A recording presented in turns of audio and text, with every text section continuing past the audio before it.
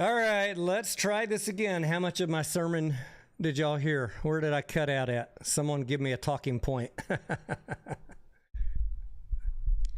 I noticed my computer was acting a little laggy before I started the stream. If this stream doesn't stay up, I'm going to take 2 minutes to reboot.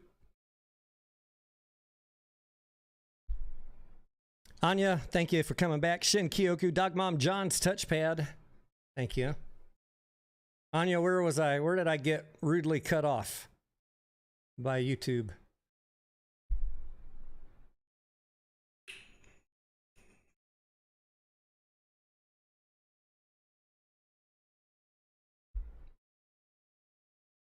How long did the last one actually last before it froze?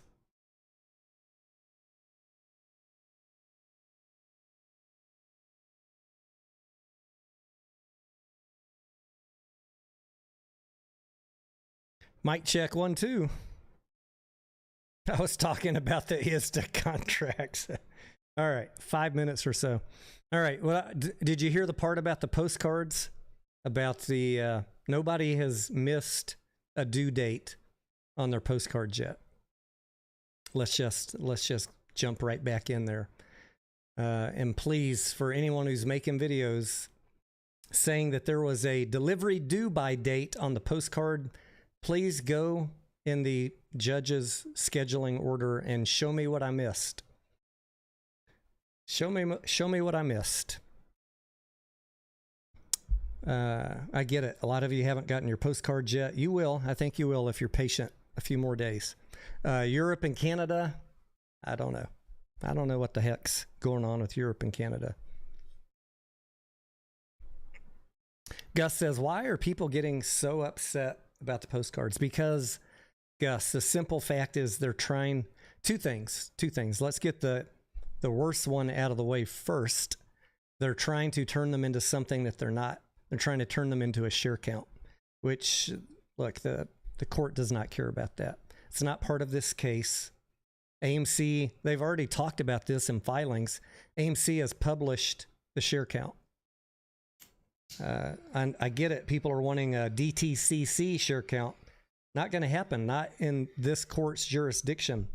It's not in their purview. So let's just, I mean, you can keep on trying if that's what your intent is, but that's not going to go anywhere.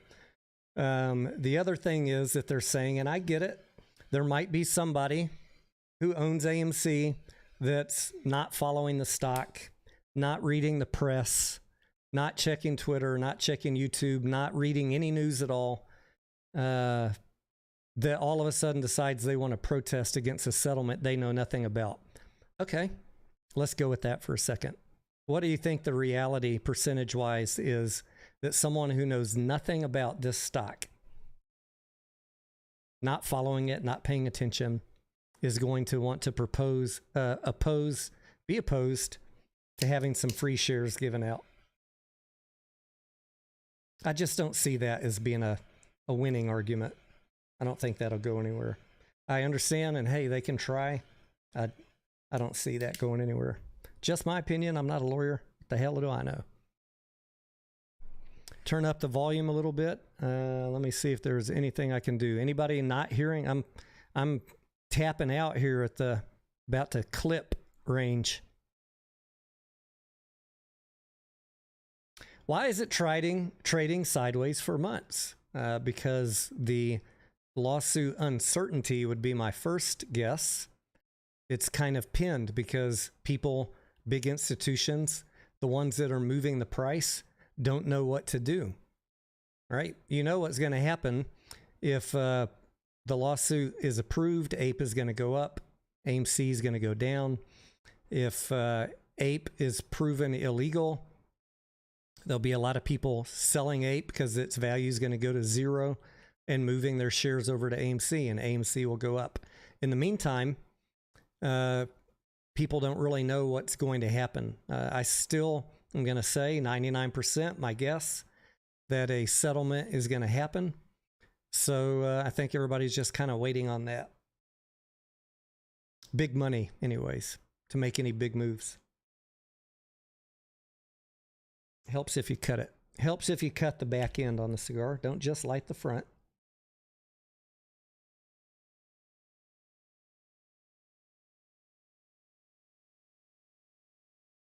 As we're discussing it in our little side chats offline and stuff, you know, yeah, I'm talking to people all day, every day about AMC, even though I'm not on camera. We think that if anything, the price is likely to go down, but because of the upcoming settlement, but there is that uncertainty where nobody wants to make a big move just yet. And the other thing, if you're trying to short it right now, they ought to be, in my opinion, a little bit nervous about the upcoming Q2. So let's talk about that for a second, and then we'll get back into some more clickbait and FUD and drama. Let's talk about some good news. Let's do the Oreo. Actually, the Oreo, I should have started with good news and then and then talked about drama. Got my Oreo backwards.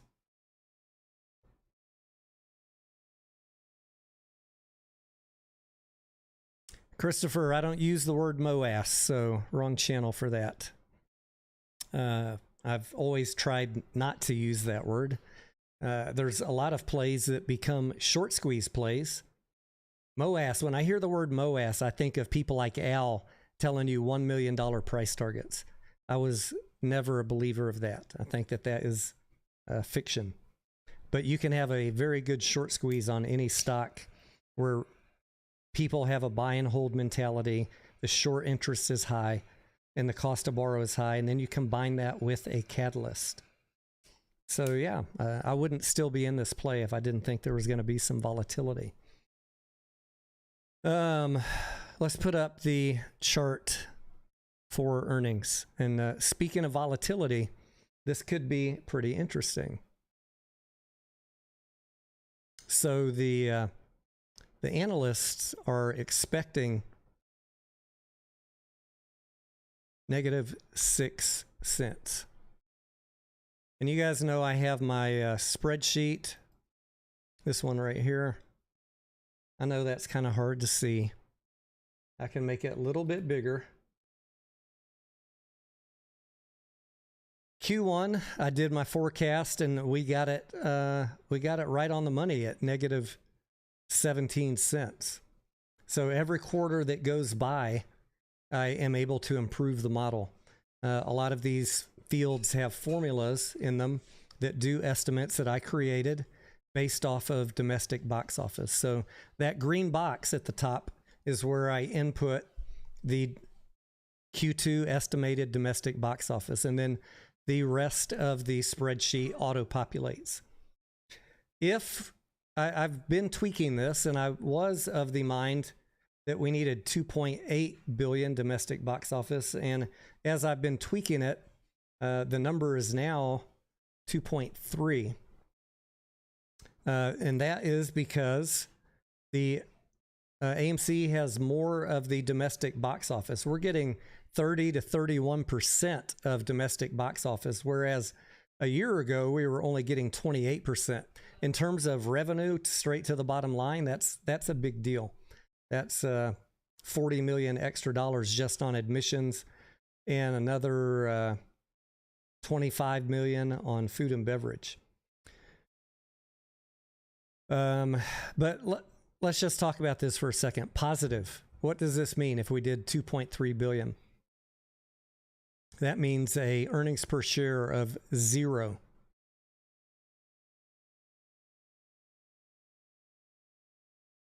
That's break even, right?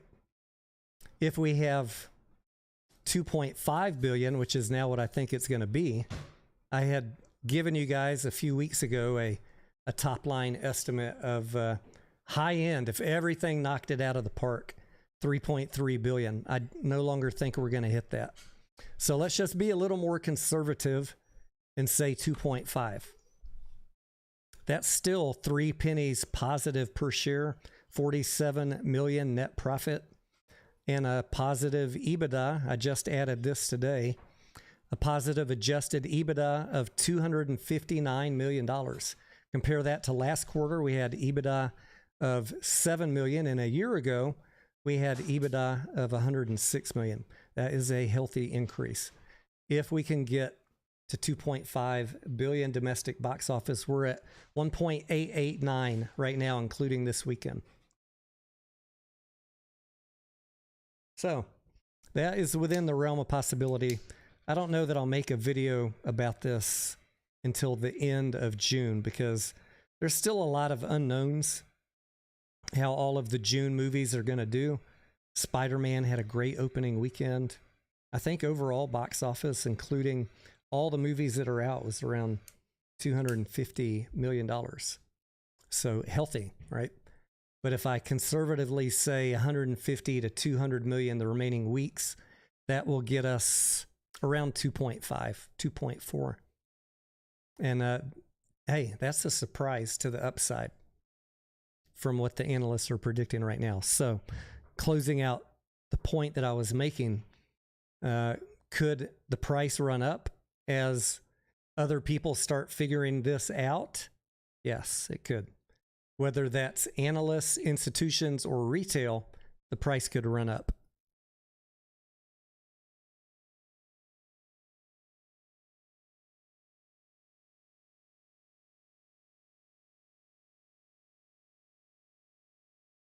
So we'll see. I'm going to keep on updating this every week.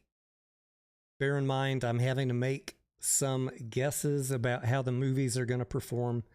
And currently, this does not include popcorn. I'm working on that. We're working on a lot of behind-the-scenes stuff to make some realistic expectations about net profit on popcorn. It will be, I think it'll be a positive for sure. What the impact is on earnings per share, I'll let you know in a few weeks. Anya says, Tony, do you think we feel pretty secure about what the special master says on June 21st? I mean, Anya, the only thing I really care about is what does Judge Zern say on June 29th and 30th, right? Special master, you know, pretty much whatever she's been writing up as the objections and the motions come in, the judge looks over it for a few days and then pretty much mostly just rubber stamps it.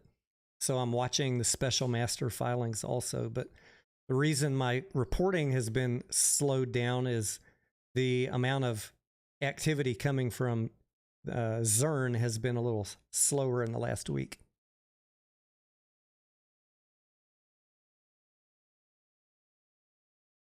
There were some updates though, and I have been checking with some attorneys on this whole postcard stuff. What's likely to happen? What's the judge going to say? You know, when I'm sharing my opinions about, you know, is she going to care about the deadline, not the deadline, the fact that some people got them after May 31st. In speaking with people in the know, the general thought is, unless somebody royally fucks something up, the fact that a few people or a few thousand people did not get their postcard is not likely to make a difference. That's not me saying that. That is from legal counsel. Again, not legal advice. I'm just trying to share my DD with you.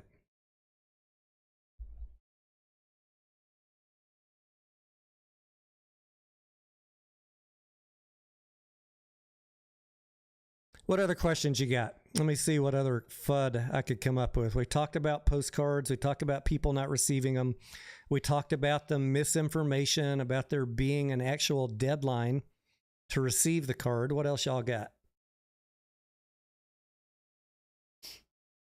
Sonny, thank you. Yeah, I enjoy watching stock retail's breakdown too. And the reason he's been on the channel once. I don't chat with them a whole lot because I want to make sure we're doing our work in a silo so we don't cross-contaminate each other with the wrong DD. It's better for people to be independently getting their due diligence. And then if we all come up with the same rough estimate, then we should feel I think we should feel pretty good about those numbers, right? So that's the only reason that that I'm not working with him closer. And I appreciate all of his time and effort as well. What's up, Scavenger? How you doing? Have a beer for me, Scav. I'm drinking water tonight. Maggie says, when will Highcroft do the reverse split? Maggie, I don't know, but if I was the CEO of that company, I think they have what? I forget, Maggie. They're 180 days. I figured it out once, and I remember I said it in one of my videos. August, September, October, November, one of those months. If you know, let me know in the chat. If I was them, if there was any way I could swing it where I could finish my phase 2 drilling and announce some results to get the stock moving up and then reverse split, that's how I would play it. But I don't know. Scavenger says that's some bougie water. My wife picked it out. She's, I really like this bottle. All right. Don't judge me, Scav. I didn't pick it. It's something she picked up at HEB. But Maggie, either way, whether they time it around some good news or they just do it because it was a slow week and they had nothing better to do than file paperwork, it is coming, the reverse split on Highcroft. And I want you all to be careful on Highcroft, not because I dislike the company, but much like Mullen, they are a zero revenue company that is going to do a reverse split. And remember, when I talk about reverse splits, it's not the reverse split that is going to be the detriment to Highcroft. It's the fact that they're a zero revenue company. So whatever general trend they've been on, I expect that trend to continue. If that's been a generally downtrend from $1 to 30 cents, and then you pop up for a reverse split, I would expect the angle, the slope of that descent to stay about the same. It will keep going down until they have a plan, until they have a plan to generate revenue.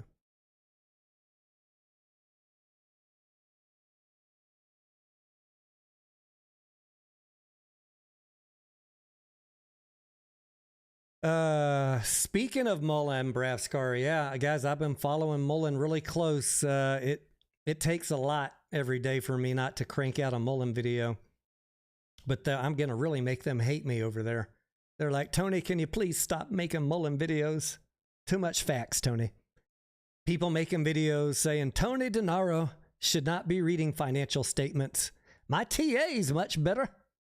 What was that, 14 days ago? Meanwhile, Tony Denaro said, hold off, slow down. And it's fallen 50% since the TA experts said, I'm all washed up. I'm a has-been that knows nothing. Don't trust them damn financials. Don't trust them fundamentalists. They don't know what they're talking about. A chart will always outplay financial statements. Wrong. Sorry, that's wrong. What Mullen needs is a catalyst. They need some miracle from Lawrence Harge. If they get that, you're going to see it pop.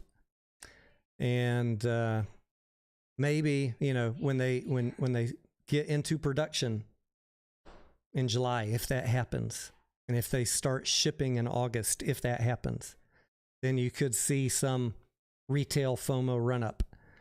But here's still my thoughts on it, guys. Even if that little momentum moves happen, I think that right now there is still ongoing dilution. That is, in my opinion, why the price is being run down on Mullen from both the convertibles and from David Missouri, and he's going to keep diluting. So he's going to kill any run-ups. But maybe, you know, maybe we'll get lucky. I own a couple shares.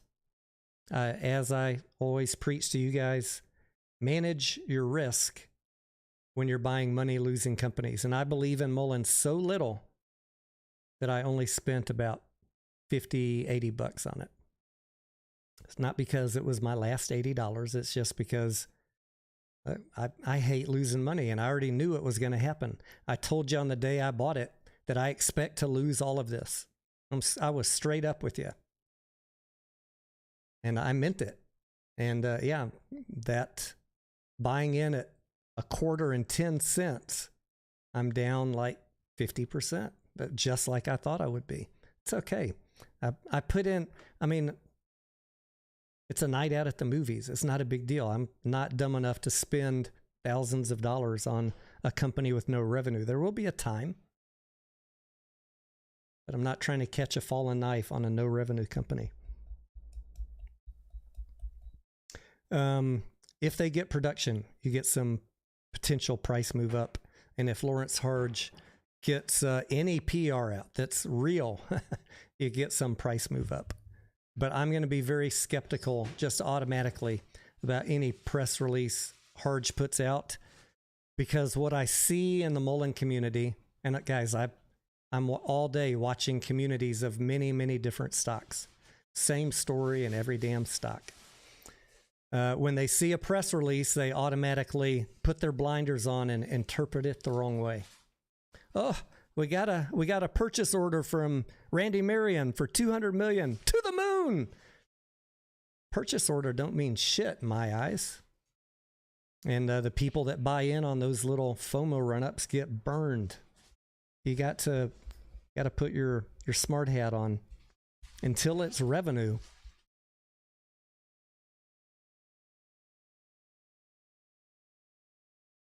All right, baby. All right. Until it's revenue on the books, purchase order is meaningless.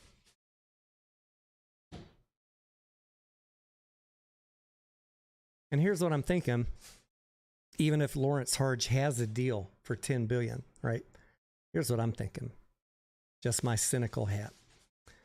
My realist hat. No one's cutting a check for $10 billion next week. There'll be maybe a contract saying over the next 10 years, we're going to do all this business if your product tests out, and we're going to do some trial runs. And yet it's going to be, look, people don't just write $10 billion checks for something that has it hasn't been proven yet. But hey, if I'm wrong, if they write a $10 billion check and David and Lawrence get to cash it in their respective companies, oh, absolutely. That puppy will run. That's the gamble you're playing, right? Where do you think on the spectrum of reality this news is going to be? Is it a scam?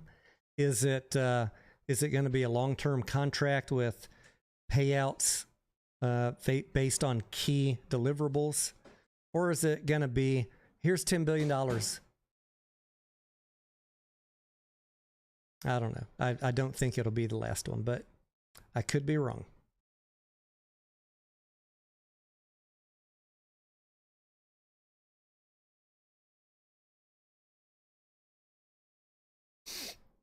Leslie said, share counts don't work about reveal market maker exemptions. Let's talk about share counts for a second. That's another big bit of FUD going around. But I know a lot of it started with Lou. We need a share count. We need a share recall. We need a share count. Need a share recall. Making sure my stream didn't die. Let's just cross those off the list real quick. Share recall is 2021 Reddit misinformation that was busted 2 years ago. Companies do not do share recalls. I get it. I mean, I read all the posts back then. Even the origin author of that post since published an apology and said, I didn't realize that only share lenders can do a recall. So all the lenders that are loaning shares out to the shorts, they can recall them, and they might do that like prior to a dividend or something. But AMC cannot recall shares unless they were going private. They might recall them, but we don't want that. So share recall, just Google it. It's not hard. You're not going to find anything except bullshit post on Reddit. Any reputable source is going to tell you that only lenders can do a share recall. So that's why I don't talk about that. As far as a share count, companies publish share counts. And that's what the court is going to use as evidence. It's filed with the SEC. It's accepted at a federal level. It's accounted for by an independent accounting firm. The share count is the share count, what AMC officially issued. Now, I get it. I get it. Y'all want a DTCC share count, right? I get it. That's not part of this case in Delaware, and it's not going to become part of this case. And, you know, just like FINRA being hard to penetrate legally, the DTCC is also. In fact, a very well-known attorney that talks a lot about naked shorts, that you might know his name, fellow Texan, tried to sue the DTCC back in 2008 over naked shorting, rehypothecation, share lending, FTDs, yada, yada, yada. And the case was dismissed with prejudice. And the judge explained to that attorney that we know and love that the DTCC is operating under federally accepted rules, basically, if I could break it down to layman's terms. So I understand that's disappointing to hear. I understand exactly what you want. I think it's a big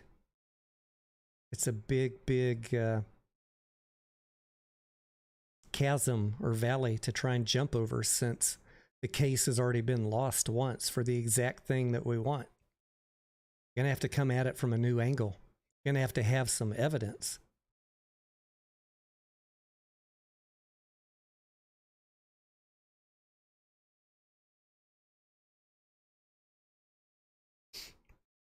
Yeah, Vineyard says they want the judge to demand it. The judge is going to tell them that that is not, this court has no jurisdiction over the DTCC. They're operating under federal guidelines, and that was not part of the plaintiff's case. That's going to be it. It's going to be a slam dunk, open them shut answer on share count.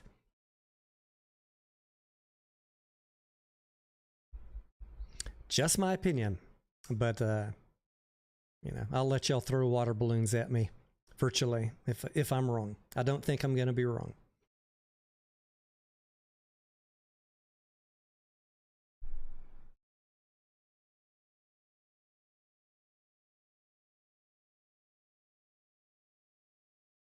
What else has old Lou up in New York been saying? Who's watching him? I look at his thumbnails. I haven't really watched any of his videos just because they irritate me so much with the amount of misinformation. Oh, yeah. Here's another one. If you didn't get a postcard, you have synthetic shares. Right? Who's heard that one? What a crock of shit. What an absolute crock of shit. If you got 5 postcards, that's evidence of malfeasance. Total crock of shit. If you got 5 postcards, it's probably because you have 5 brokerage accounts, right? 99% of people that I see posting multiple postcards have multiple accounts, and I got one for every account. Or I have 5 accounts and I got 4 cards. Don't know why I didn't get the last one. There's a lot of reasons why you might not have got it, right? I have people message me and say, I got my postcard and I got someone else's stuck to it from static electricity. There's a lot of reasons why you might not have got your card. I'm not the type of person to jump to the conspiracy level that Adam Aram paid off somebody to not send you your card. There's a lot of legitimate reasons why you might not got your card. It's still in the mail. They're still printing it. It got sent to someone else. It got dropped off at your neighbor's house. How about we use logical reasons first? We can entertain some other reasons, sure. But the fact that people won't even entertain logical reasons is really irritating to me. I just can't have conversations with, I call them flat earthers. They're the flat earthers of the investing land. And by the way, for all the idiots who didn't see my Twitter or community tab or any of the videos in the last week, I got at least one of mine. I have another P.O. box where I get mail for one of my brokerage accounts. That's about 10 miles away up on the tollway. and I haven't driven up there. I only go up there once a month or so. But yes, I got my postcard. Some guy was calling me out on Twitter. He's, show your postcard. You don't own shares. I was like, why don't you look back like 6 days on my Twitter? No, I don't want to do that. Show your, you don't own shares. I'm like, good Lord, fucking trolls. These people are so blinded to doing the least amount of work. They just want to believe what they were told. Go ask your favorite YouTuber, where's their postcard? How about you just look and see if he already posted it? How about you look before you make a video? Because I posted mine a week before anybody asked. Because I'm just that type of guy. It does really make me think that these people are purposely pushing a smear and misinformation campaign, because I'm very transparent. Very transparent.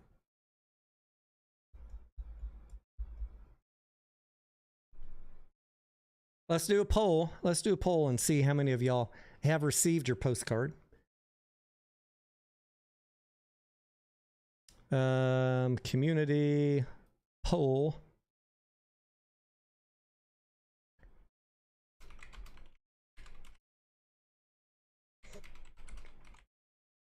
Most of the people I've talked to lately, including today, have been in Canada or Europe that have not received their cards yet. Someone messaged me that they got theirs today. I don't know how you get mail on Sunday, but did you receive at least one AMC postcard yet? Yes or no? This is the poll. All right, let's see if our numbers improved.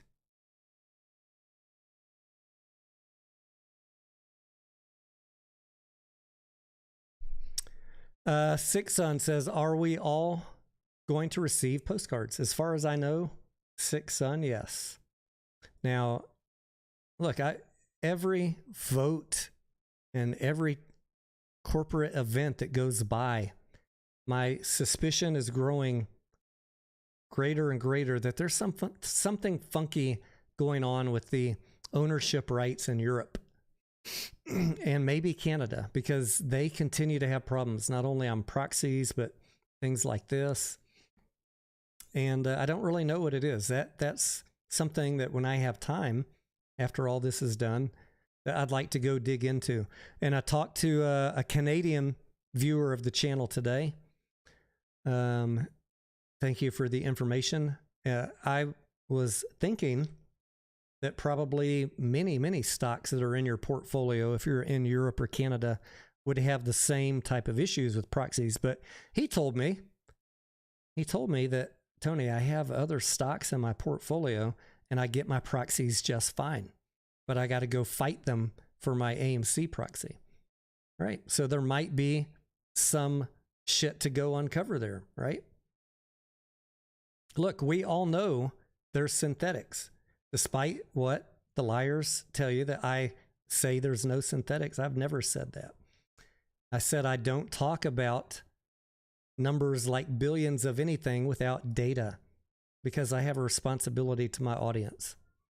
You guys want to go on your channels and talk about billions and then have the SEC come after you because you're posting misinformation? Hey, these other channels, other people on Twitter, knock yourself out. I will talk about data with you guys that I can show you improve. And we can talk about, we know there are synthetics. We don't know the quantity other than the reported quantities. Rehypothecation, shorts, derivatives, total return swaps. There's a lot of ways that they can hide a short position. Not all of them are synthetic shares. Derivatives. Look, you can create your own synthetic share. You know that, right? Go buy at the money, put, and call. I did a video on it a year ago, how you, just like Wall Street, can create your own synthetic share. Very easy to do. We could all do it in 2 minutes on Monday. A synthetic share, by definition, this is where Lou got it wrong years ago, because he doesn't know what the F he's talking about. A synthetic share is a options position that exactly mirrors the performance of the stock.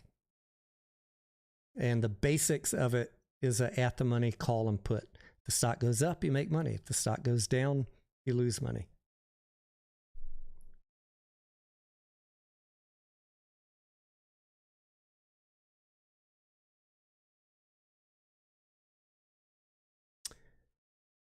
Is it legal for them to short vineyards? Yeah, I mean, shorting's legal.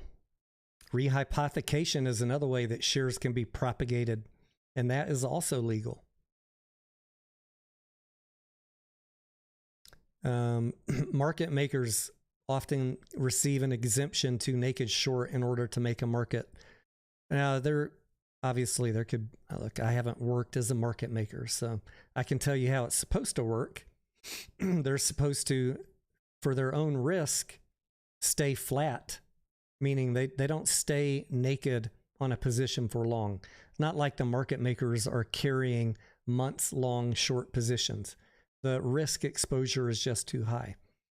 They make their money on the spread, so they might go short to execute a trade, and then they're looking to buy it back to cover. If they are short, they'll be hedging it with options. But that's another way that they could. But market makers, their general job is to make money on the spread, not making money shorting stocks. Believe me, there's plenty of hedge funds, individual traders, and high-speed trading firms that are doing that.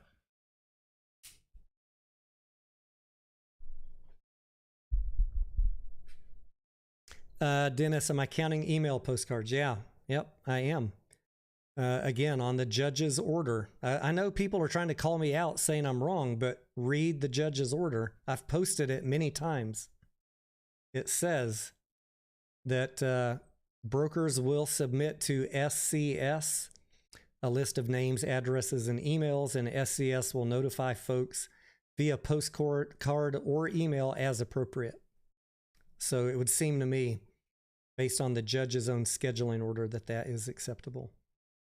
The big deal is AMC wanted no postcards, and the judge said, no. You're going to have to mail some postcards.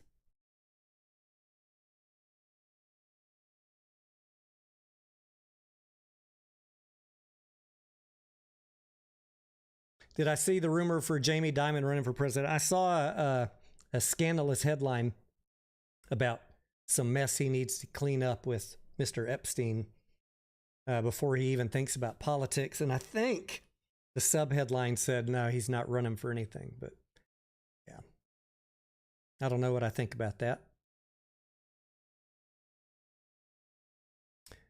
Do I have any clue of Adam's last tweet?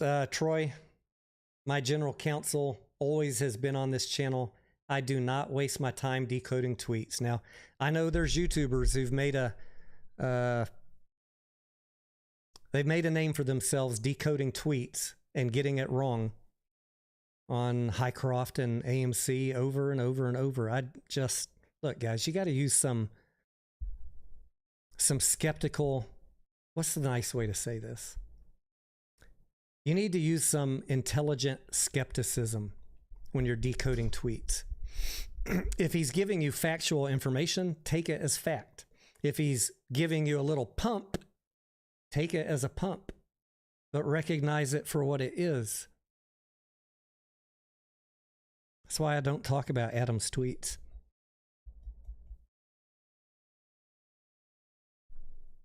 Maggie, thank you, Maggie. I'm going to have a drink of water just for Maggie. For my, what did you call it, scavenger? My bougie water bottle. Hooah! This is not synthetic. Now there's people posting Adam Aaron's secret audio video from the parking garage in Kansas City with Robert, posting it daily. Just upset as heck. Upset as heck that Adam Aaron said there's no synthetics. I'm like, I mean, he's been telling us that since what? 2021, 2022 for sure, in tweets and quarterly calls, like to try and do a smear campaign now, like you're revealing some information that you never heard of before, just tells me that you have some sort of willful ignorance, maybe ignorance. You are willfully ignoring stuff because previously you didn't want to hear it. You just glossed over it. I never gloss over that shit. If the CEO's telling me something, I'm going to take him at his word in 2021 or 2022 that he sees no evidence of synthetics. And more importantly, I didn't get in this play based on anything Adam Aron said. So I don't really care. I honestly don't give 2 shits. I don't give 3 shits what he thinks about synthetics. I have my own investment thesis, and it's not dependent on Adam Aron's tweets or audio or video about synthetics. It's unimportant. And he's been telling you the same thing consistently for a long time. This is just a bunch of drama. It's a ploy for social engagement, clicks, attention, make people mad. I don't really understand, how many of those boxes these guys are trying to tick, but that's all it is. And if they can't admit to themselves that Adam Aron told themselves that over and over and over the past year or two, then you need to go sit in a quiet room and meditate about how you analyze things, because you're not going to come out of your investing career well.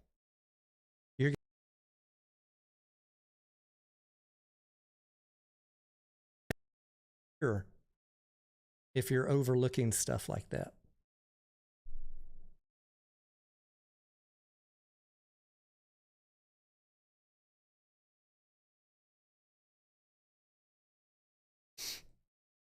Code Red says Adam Aron has lied the whole way to retail. What did he lie about, Code Red?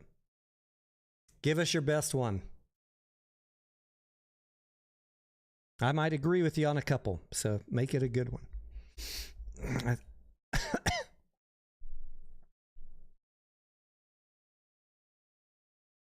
Well, let's give him a chance to see if he can have a good conversation, Anya. No torch just yet. I like a good spirited discussion as long as people can be adult about it.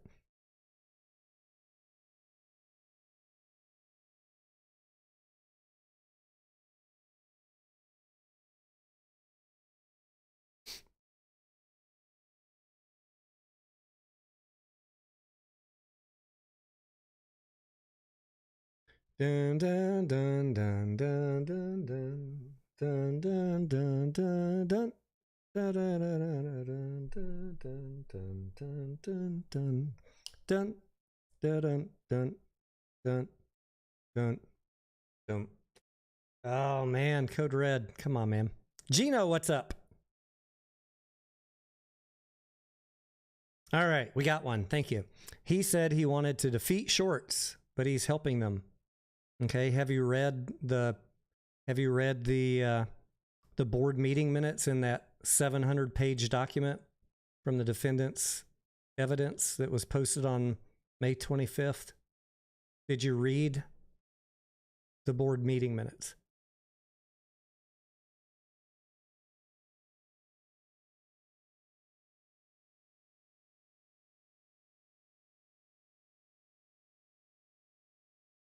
That's my first question.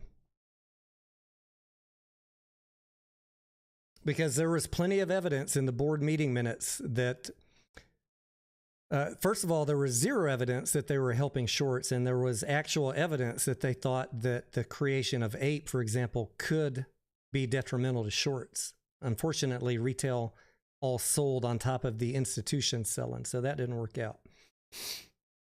What's up, owning the float, Michael? We're just chatting, about whatever. If you got questions you want to throw at me, Mike, you can throw them too. Audio's out of sync. Oh boy.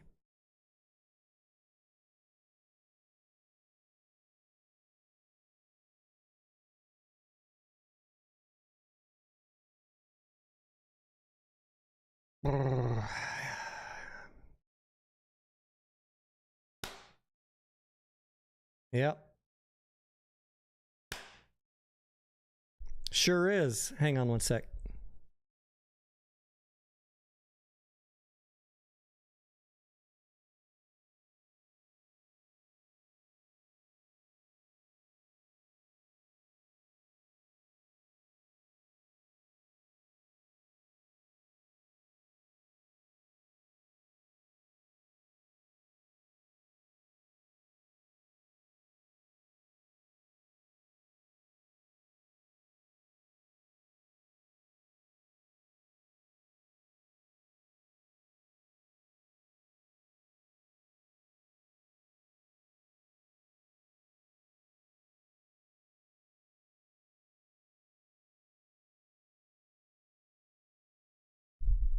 Mic check 1 2.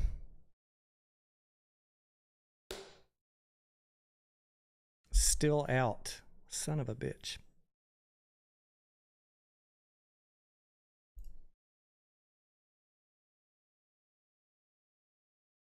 Well, I'm just going to make my face smaller so you don't have to notice it so bad.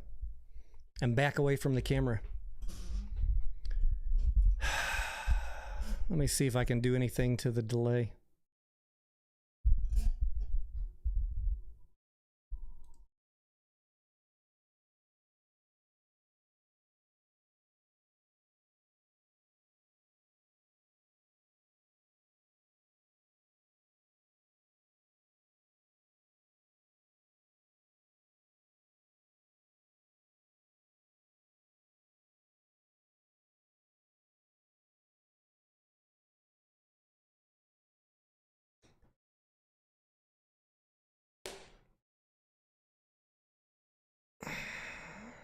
Usually when this happens, I need to reboot Streamlabs, but I'm afraid if I do that, I'm going to lose the stream. All right, let's look at the poll. 64% have received the card. I think last time it was 70% had not. Does that seem right? So we've dropped from 70 to 36%. All right, Code Red says, Adam's goal from day one has been to make us all long-term shareholders, and a reverse split will set us back another 6 months. I mean, I guess you're entitled to your opinion. I think Adam's goal has been to get the company to survive until it was profitable. Like, you guys realize we need over probably 10 billion, 9 billion, 10 billion. If you look at when we were profitable, the domestic box office was 11, 12 billion, and we're going to be lucky to do 9 or 10. AMC has a lot of theaters and staff that they're paying for, and they're not profitable till that last 30% of revenue comes in. So they've been closing theaters. They've been adding new ones that were more profitable. They've come up with the retail popcorn as an additional revenue source. Now they're going to do the generic AMC candy. I don't see the signs of someone who's just sitting on his ass doing nothing. Look, if he wanted to bankrupt the company and hand it over to shorts, the easy thing to do would have been nothing. But I see the exact opposite of that.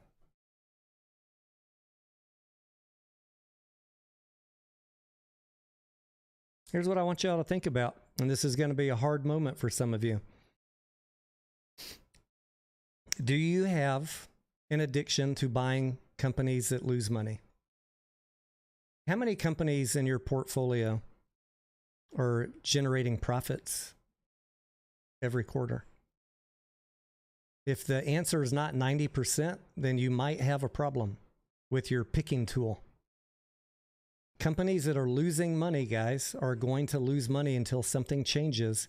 And you should expect, if you hold them long enough, they're going to either dilute or go bankrupt. And they're almost for sure going to do a reverse split. Luckily for AMC, we're not reverse splitting because we're about to get delisted. But look, the list is thousands of tickers long of companies that are losing money quarter after quarter after quarter. that get picked on by shorts because why? Because they're losing money. You're trying to swim against a tide and powers and money that are far greater than you. Can we get a lucky break sometimes when a catalyst happens? Absolutely. But over time, that tide is relentless. The tide of losing money. That bill comes due. The piper must be paid at some point. And we're at that point. We're not in 2021 anymore. We don't have $2 billion in the bank. The company's been bleeding $225 million a quarter for the last 2 years. And it's getting better, as I just showed you. We actually have our first chance to not lose money in Q2. God's be with us, both old and new. But that's not going to be enough. I think that will be the only profitable quarter this year. Q3 and Q4 will go back to being in the red. Just me being real. Like, look, I know there's people that disagree with me, but I'm talking about earnings per share is going to be negative in Q3 and Q4 based on my analyzing all the movies and talking with other people that have far more experience than me analyzing them and getting that data from and know people in the know. And also, look, the industry analysts are predicting 9 billion, maybe 10. So it's going to be tough.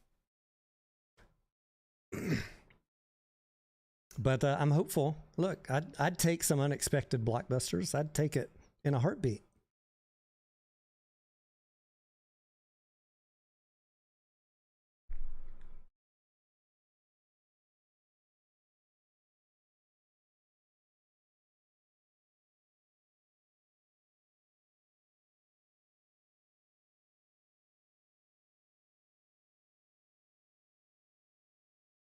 So where's the numbers? How many of you are addicted to buying money-losing stocks?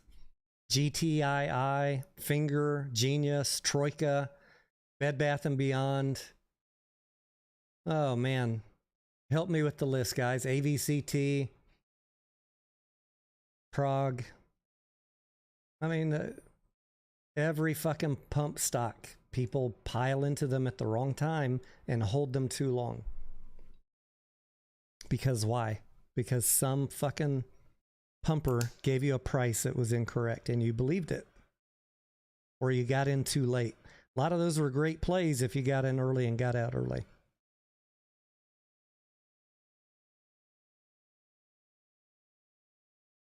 Adam Aaron did not destroy AMC. We're on the verge of having a profitable quarter.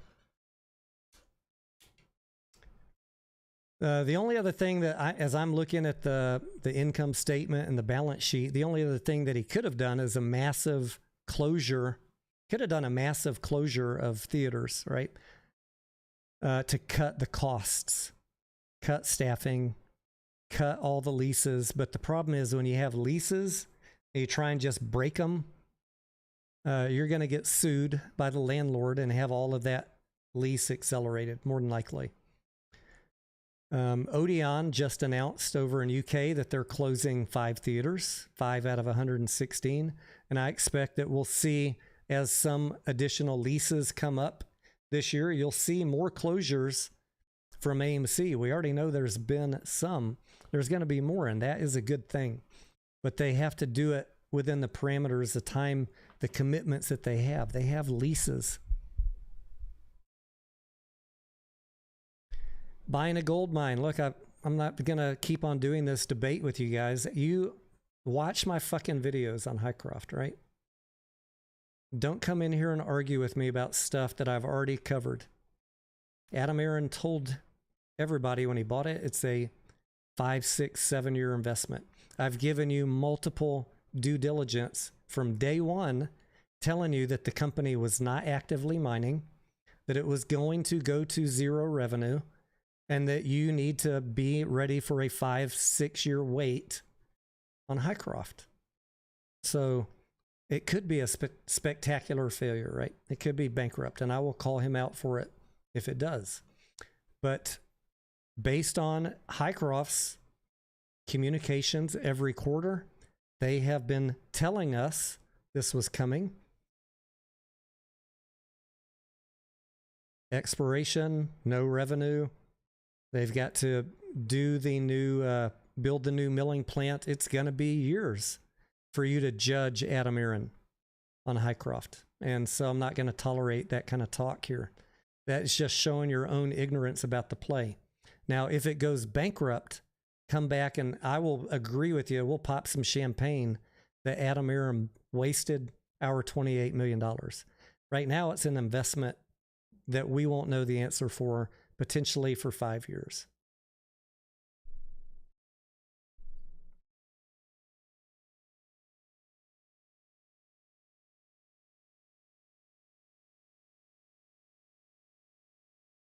It is a gamble, but he got not only the shares, he got warrants in 2x the amount. So he's got shares plus warrants. If it pays off, if. I'm not saying it's going to pay off. I've been very hold your horses on Hycroft from day one. You guys know that. Look at how many people made hate videos about me, calling me a shill because I said wait to buy it. How did I know that? Read the financial statements. It's not hard. Stop trying to decode Miss Diane's tweets. The secret's not in tweets, guys. It's in the fundamentals. It's in the 10 Qs. Everything you want to know is in there in excruciating detail. Remind me about the Netflix deal owning the float. I saw someone comment about that the other day. And I'm going to be honest.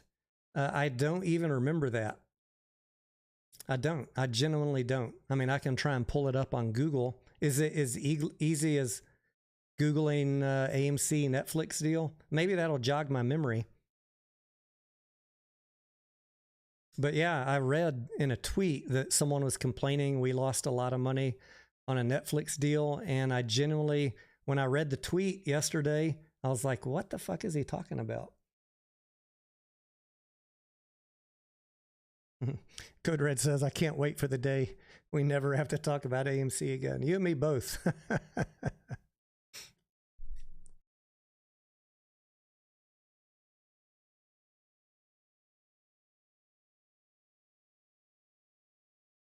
They paid $450 for the right to show movie for a week, only to make $15 million back. Was that the Glass Onion movie, Mike?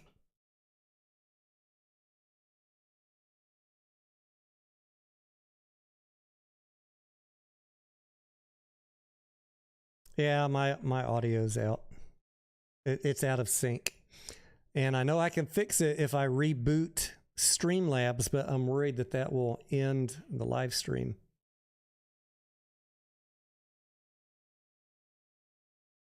All right, let me, what was it called? Glass Onion?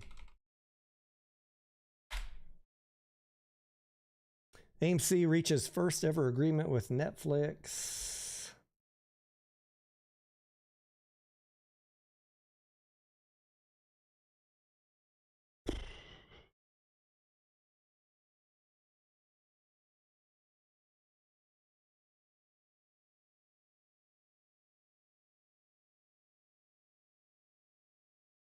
I'm not coming up with, hey, Mike, or anyone in my Discords. I don't want to get distracted researching. If you can drop me a DM in Discord with a link that explains the details of how we lost money on it, I'd love to read it and comment on it.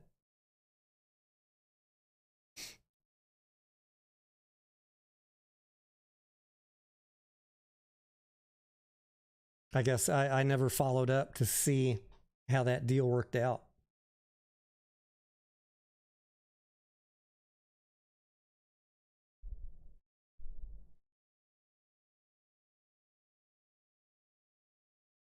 Bryce says, this is where I can call bullshit. He bought the mine when AMC didn't have the money to waste. I mean, they spent like, I forget, like 2 or 3% of their available capital for Hycroft at that time, which is not a lot at that time. but I get it. I mean, look, if Highcroft goes bankrupt, I'm going to be right there with you, bitching about wasting $28 million. I absolutely will. But I also have far more patience than most people. And unlike most people, I read from day one the plan for Highcroft. So, and I listened to what Adam Aaron said, that it's a 5 to 6 year plan. So I'm okay with that. I understand how investing works. I don't know what else to tell you. I mean, you're judging him, even though he told you you need to wait 5 years. I don't really think that's fair. What if it ends up paying off $100 million 5 years from now? Do you think the investors that are holding it at that time are going to be upset that he spent $28 million right now? Not at all. But look, it could go bankrupt, right?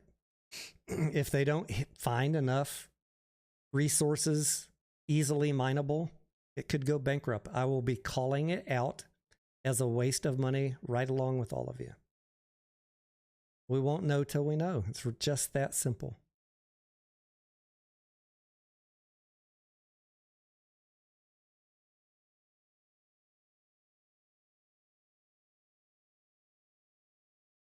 All right, Ms. Tahiti. Stephen, if you could double check it also. I know you're deep in this stuff. Ms. Tahiti says she sent me something. Let's not do it on this screen. Let's do it up here. And then I'll pull it down.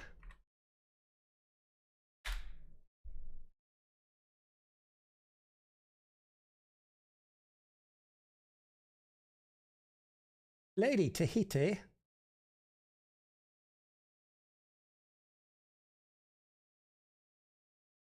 This was on IMDb. Netflix already has a sweet deal with AMC for streaming every season of Mad Men and Breaking Bad. I haven't heard of that before, but the online video service just inked a new deal with the cable network to land exclusive rights to Walking Dead. Is that what we're talking about? Streaming? Or are we talking about Glass Onion? Maggie, good night. Thank you.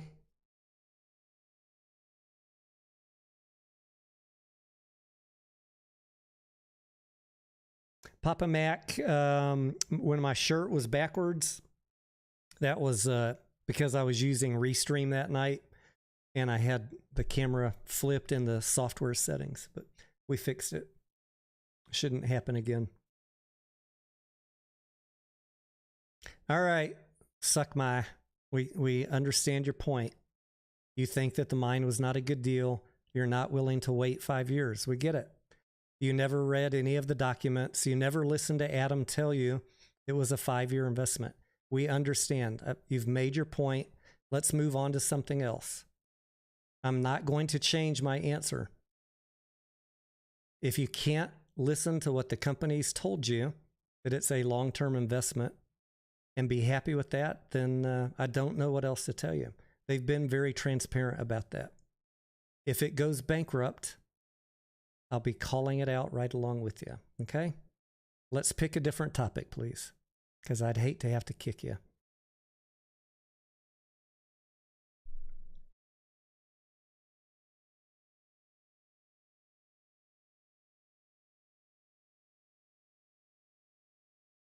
Blazin, a member of the Discord and a member of the channel, says, I don't think he should have bought it, period. Yeah, a lot of people don't.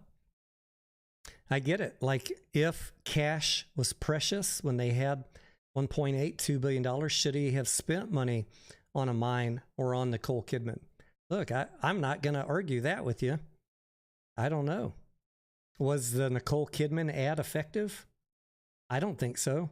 They're showing a fucking ad to people that are already in the theater. How many times did y'all see it on TV? I don't watch a lot of TV, but tell me, did you ever see it on TV? And why are you showing it in the theater? Maybe reinforcement, I guess, but who saw it anywhere else besides AMC? And then, yeah, the money they spent on the silver mine, I don't know. I mean, we all take gambles. It's a gamble on 5 years from now. We won't know. MC, what's up, brother? Thank you.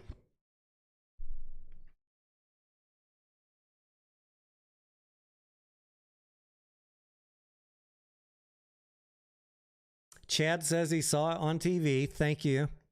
I feel a little better now. I literally don't watch TV unless my wife, is picking out a movie. But even then, that's on some streaming. I canceled our Netflix and she borrowed someone else's login. I don't know if she knows that person is liable to be billed extra now. But hey, it's not on me. I canceled that shit.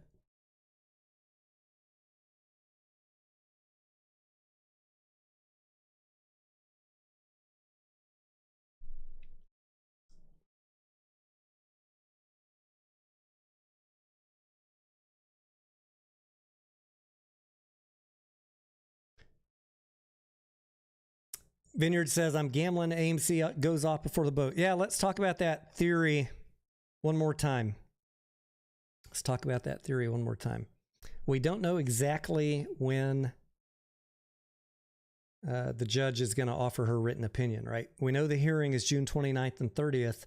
We know that she has up to 90 days to submit her written opinion or decision on the case.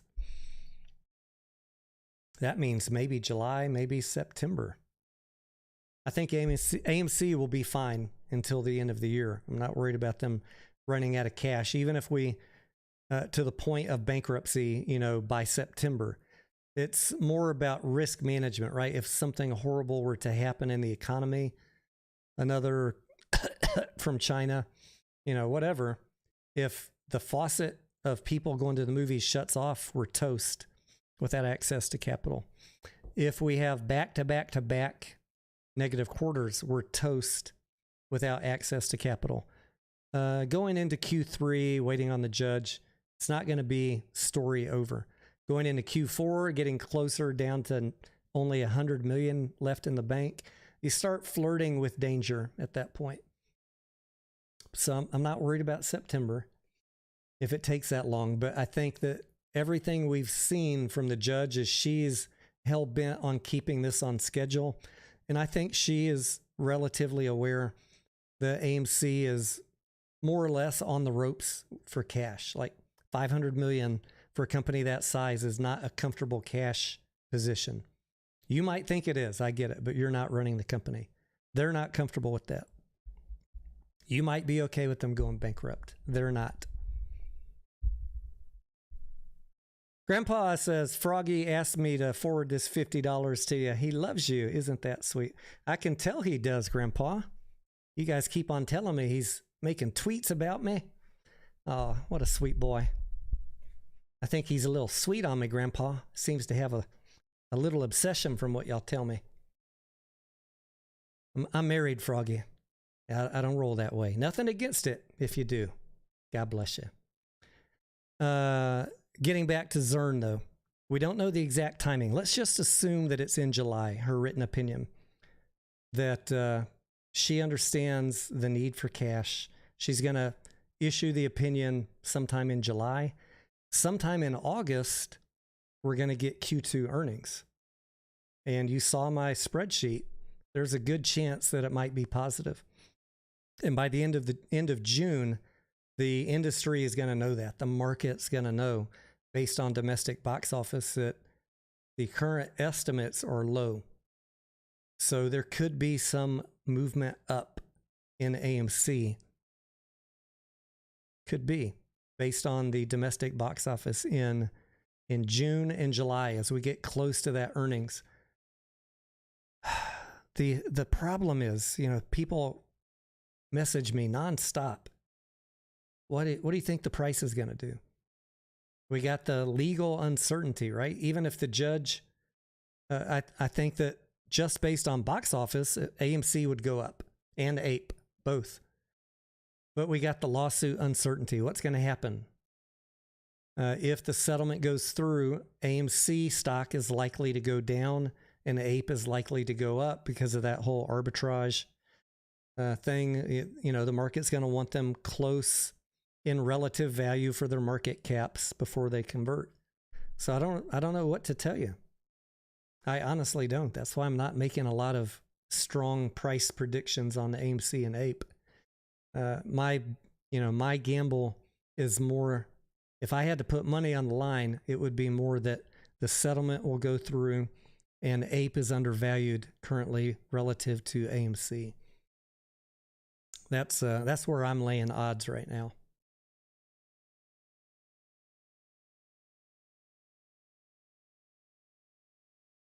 And I make no apologies for that, guys. Anyone that owns AMC, you're a shareholder. Anyone that owns APE, you're also a shareholder. You're all going to be AMC shareholders in about 60 days. So creating division or calling people out for deciding to hold one or the other or more of one or more of the other, that is purposeful division being fed into someone's ear like an earwig. It's being fed to people because they want the community of shareholders divided. We're all should be in your investing career to make money, and you should be looking for the best way to do that. And if you don't want to do that, that's fine. Yeah, I'm not going to call you out, but some of these guys have made a career about calling people out because what? You want to be on the smarter side of a play? Go jump in a lake. I say, I don't give two fucks what you think. I care more about myself not losing money. Yeah, I said it. And I care about people, that are in this play, that are down, looking for opportunities to recover some of that in a reasonable way. You can get it through a squeeze of AMC if that happens, or you can get it through buying APE cheap and then gambling that the settlement goes through. I cannot guarantee you anything. Everything is an educated gamble. You have to do your own work to look at the risks and all this unknowns that are laying out and make your own choices. I do not give anybody buy, sell, or hold instructions. That's your job. We're just here talking shit out.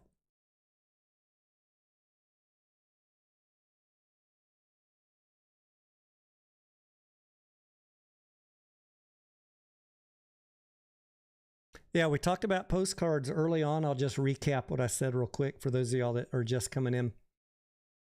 There was no deadline in the judge's order, no date by which you must receive your postcard. So nobody is out of compliance at this point. You'll probably get your notification next week. We're going to keep on asking you, did you get it?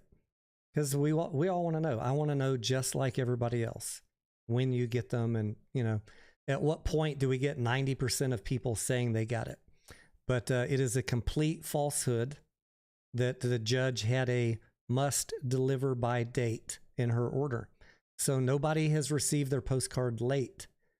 And at the end of the day, when the counsel files their affidavit of notifications, they're going to say to the judge how many they delivered.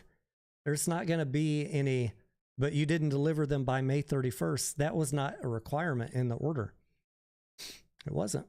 If you can find that in the judge's order, make a video about it and show me. I saw where it said within 5 business days, you must do X. And then after the brokers send you the list, who knows how fast the brokers sent the list? Did they all comply with the first 5 business days? I don't know. Do you? No one knows. Maybe some of them, returned the list late.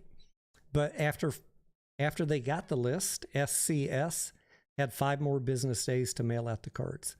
And then it's in the hands of the Postal Service. It's up to them to get you your cards, not misdeliver them, not have them stick to somebody else's card, We know that that happened to people. I get my neighbor's mail all the time. I mean, there's a lot of rational reasons why some people haven't got their cards. And I think for the rest of you, if you're just patient a few more days, you'll get your card or your email. What was the real point of the postcard? To notify people about a upcoming settlement hearing on June 29th. People that are not paying attention to the stock, people that are not following the news, people that are not checking AMC's website, people that are not on Twitter or YouTube. If you're tuned out from this play entirely, the postcard is one more opportunity to reach out to those people. That is the simple purpose of it. Now, I understand people are trying to turn it into a share count. Now, that shit ain't going to fly with the judge. I get it. I understand why they're up in arms about it, because Lou told them we need a share count. And it's not going to fly in this court.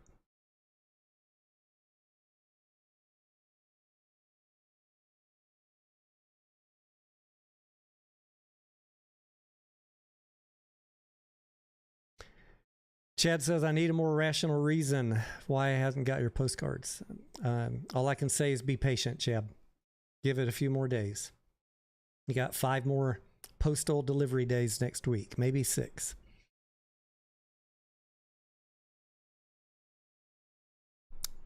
Everybody is upset right now. Why? Because clickbaiters and fudsters told you that there was a date you must have it by. If no one told you a date, you'd be like, okay, I get it when I get it. But I already know about it anyway, so it's irrelevant.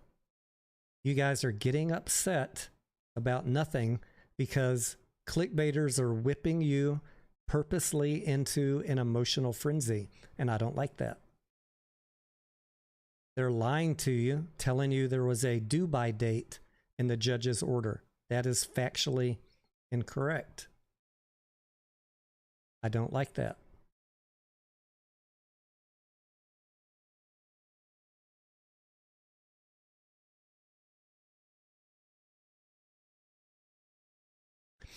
I hear you, Chab. If you have 3, like the chances that 3 got misdelivered or stuck to somebody else's, I get it. I'm just saying, like, I know I've got messages from people that had other people's cards stuck to theirs. Like, I got my card and someone else's. Like, how many times could that happen if you look at the law of numbers and when 4 million are being sent out? What if that happened on 0.5%? That's still a significant number of cards. Thousands. I'm just saying, like, I try and look for rational reasons before I jump to conspiracy. And the other reason I'm not all emotional about it is because there was no date. So I still feel confident people will get them. Some people are going to be upset that they got it after the 31st. I don't know why. Like, if you're upset you got it after the 31st, you clearly knew that there was a lawsuit. And if you write into the court and tell them I didn't get my card, or I got my card after the 31st, the plaintiff, Allegheny, is going to write the court and say, Your Honor, this person just admitted to us in this letter they knew about the lawsuit, and therefore they're complaining about something that is irrelevant. You're admitting you knew about the lawsuit if you send in a complaint. That dog ain't going to hunt with this court.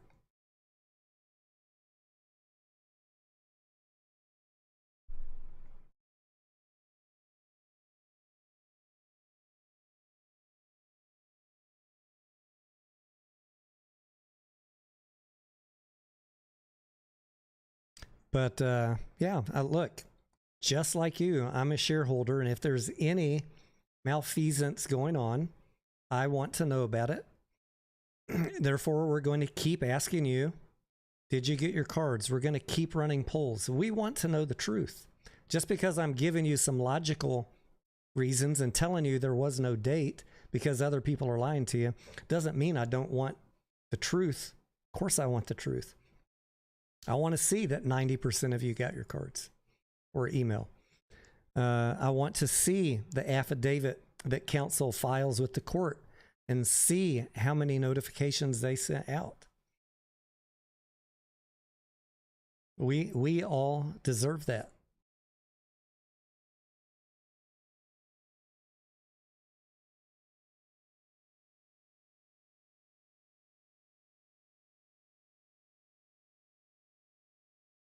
And yeah, the postcards unfortunately don't have postmark dates, which is unfortunate.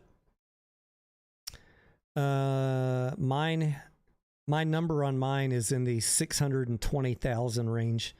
The little serial number where you can kind of maybe get an idea of where they were at on printing cards. Mine's 620,798.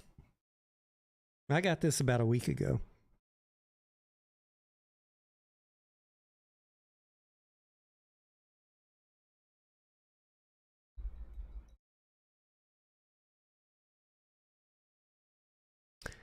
Hoops Dad says this may be the biggest quarter in AMC's history. It could be. I put up my financial estimate. I'm showing about 3 cents positive per quarter, not counting any popcorn.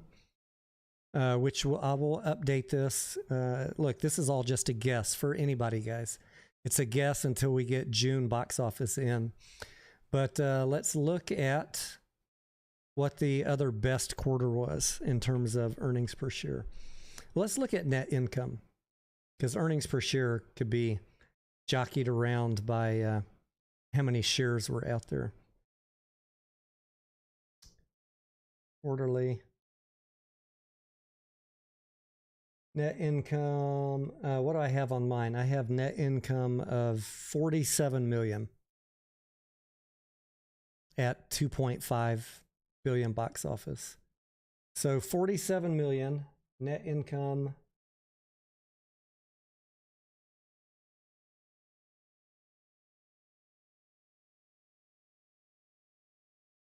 Am I on AMC? Yeah, net income.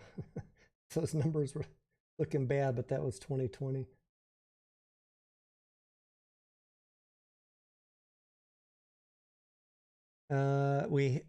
We had 49 million in June of 2019. And so that will be on par with June of 2019. And we had 170 million in December of 2018, Q4. It would be one of the best. There's definitely potential for it to be one of the best ever for AMC. And if we do better than 2.5 billion, then that number will go up.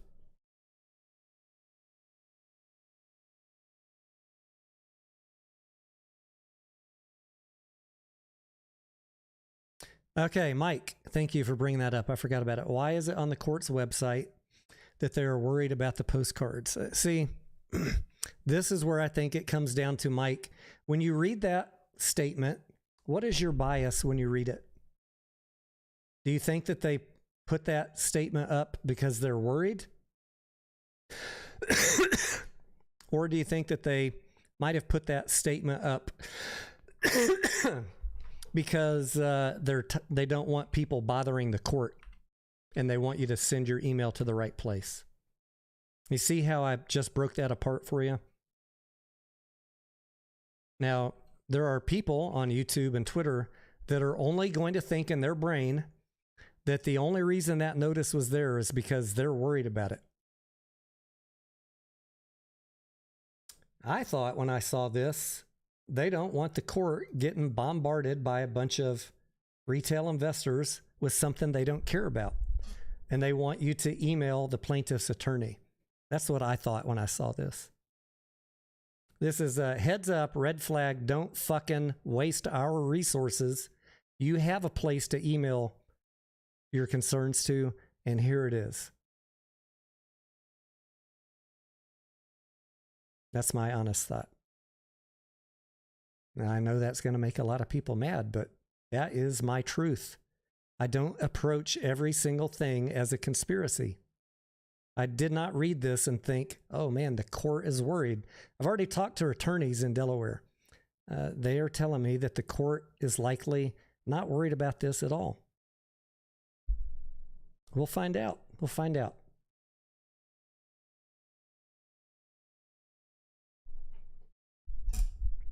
I'm just trying to keep y'all, keep you zen about this. Help you understand, maybe if it's your first time here, an alternate way to look at things, that not every single thing that happens in life is a conspiracy theory. I'm already seeing it now. Zern is paid off. Amato is paid off. All courts are corrupt. Allegheny was in on it. Adam Aaron hired Allegheny to sue them. Like, there's literally no end to the conspiracy level shit that people will say when they don't get their way. It's going to come, and it's going to get worse. You just wait. You just wait. The allegations that are going to come out about corrupt and paid off courts, judges, attorneys, it's going to become a tidal wave, because people don't get their way and they can't admit to themselves that just maybe they didn't read this right. Maybe the court doesn't care about a share count because it's not in their jurisdiction, and AMC already provided one to the SEC.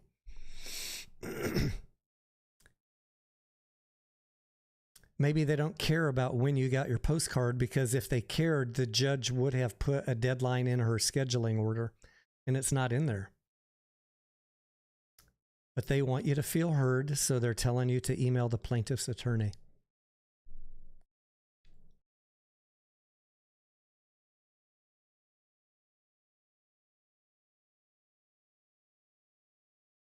Juicy, what's up, amigo? Thank you for bringing that one up, though. I meant to talk about that, and that is a good... I'm glad we were able to cover that also. Because, boy, man, I've seen the videos and the tweets. Oh, the court is... They hear us! The court hears us! They want to know! No, they don't want you fucking bothering them, is the truth. They want you to email the person you're supposed to email. That's why it's in red, so you read it and do the right thing.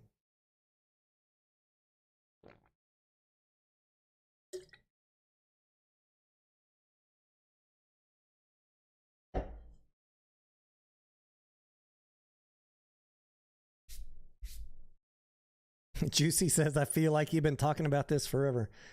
I have been, Juicy. I mean, I've been putting out facts, court filings, reading shit, posting it on community, Twitter, and people still, even though the document is right there in front of them, say that's not right. The judge didn't say that you could email. I fucking posted it many times exactly where she said that they could email you. Yes, they have to send postcards, because some people don't have emails. But she did not say email is not allowed. No. Read the documents. Do you listen to clickbait videos? Sometimes, Troy, if I'm in a generally good mood, just to see what misinformation the crowd is being fed. Look, I've been in a 2-year research program of my own doing, and some other people in my Discord are of the same mindset. Like, we are breaking down the mentality of these people that believe every pump and dump play, that believe every ridiculous price target, that don't do any DD, that cannot read a financial statement. This has been a multi-year research project, and I don't just spend my time looking at one stock. I'm looking at dozens and dozens and dozens, and I can assure you that everything that you're going through in AMC is repeated daily across dozens or hundreds of tickers. And you know how many of those I've watched go into bankruptcy as people scream, we've got them on the ropes, as I'm watching the financials get worse and worse and worse. Most of them, many of them, end up in bankruptcy. The rest that aren't in bankruptcy are a few quarters away.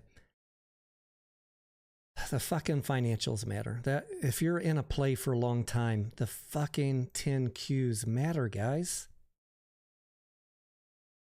If you're in it for a quick hit it and quit it, no, don't even bother looking at that. Just look at the chart, get your entry, and get the fuck out. If it turns against you, get the fuck out, even if you got to take a loss.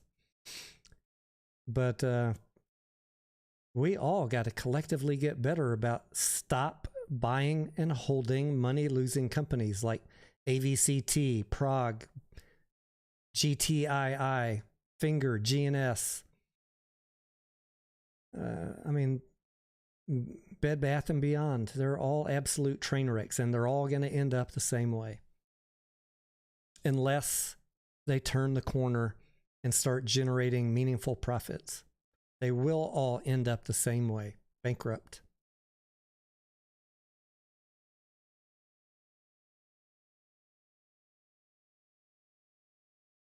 Gorilla Gardner says, what about the threshold list? How many times have you guys heard me report on that in the last 2 years?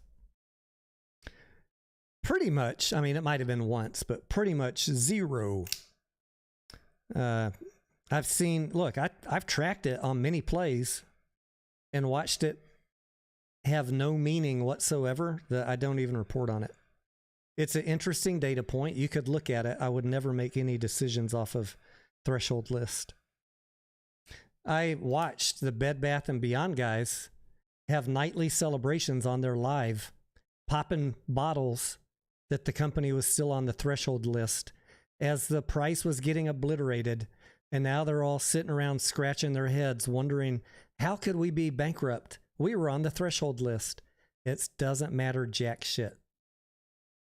To me, I don't care. It's an interesting data point. It's evidence of a problem, right? But don't make any decisions off of that. There's so many more things to look at.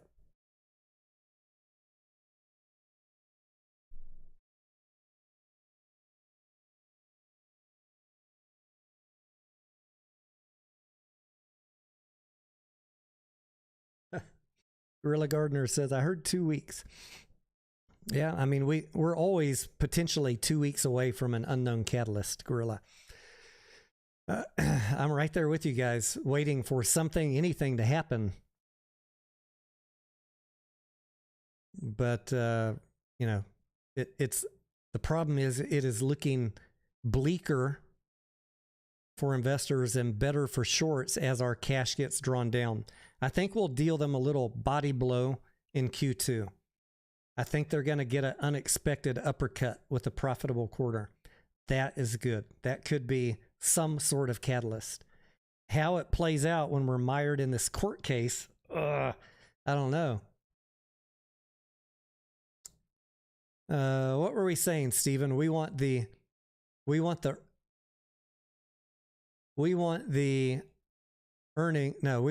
court case resolved in July. We want earnings in August and no dilution before either of those. That's my little prayer to Adam. Let the reverse split happen. That does not change anything. Have a great Q2.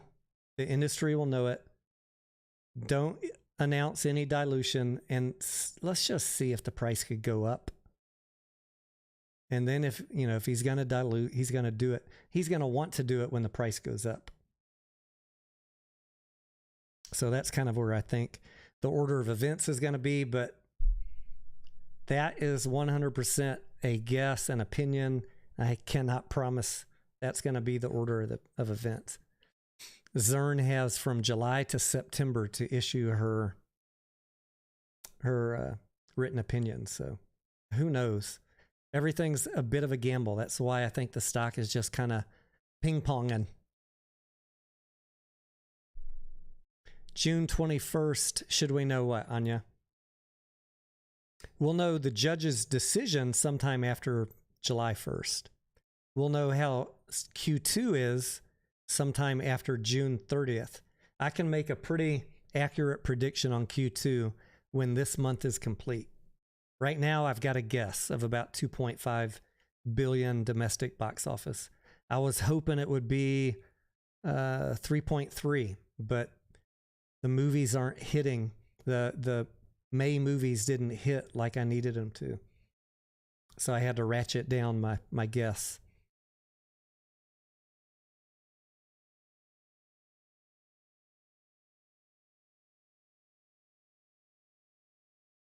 the special master's recommendation. Yeah. We got all those things coming up, right, Anya? We got the objections. We got the prosecution and the defense got to file exceptions if they have any. The special master is going to weigh in her opinion. And all of that really is just a dance, Anya, to get us to June 29th and 30th. The special master and Zern are going to decide by then which objections make it to the hearing.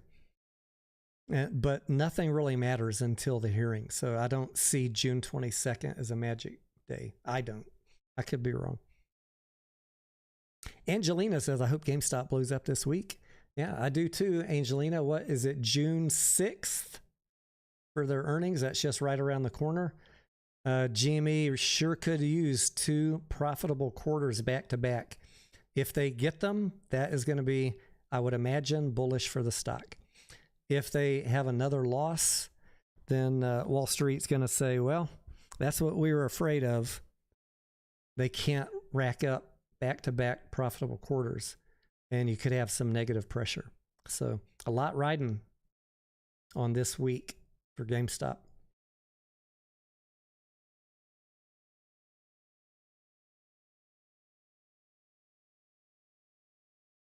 Papa Mac says, tomorrow is my 59th birthday. Happy birthday, Papa Mac, in advance if I don't get to talk with you tomorrow.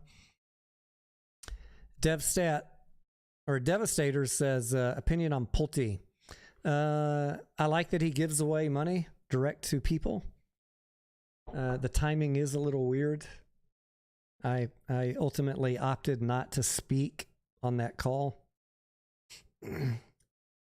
Number one, because I was a little bit unsure about his intentions, but number two, I knew who else was speaking, and they were eloquently able to say anything that I could have said. So I would have just been redundant at that point. I listened to the entire thing.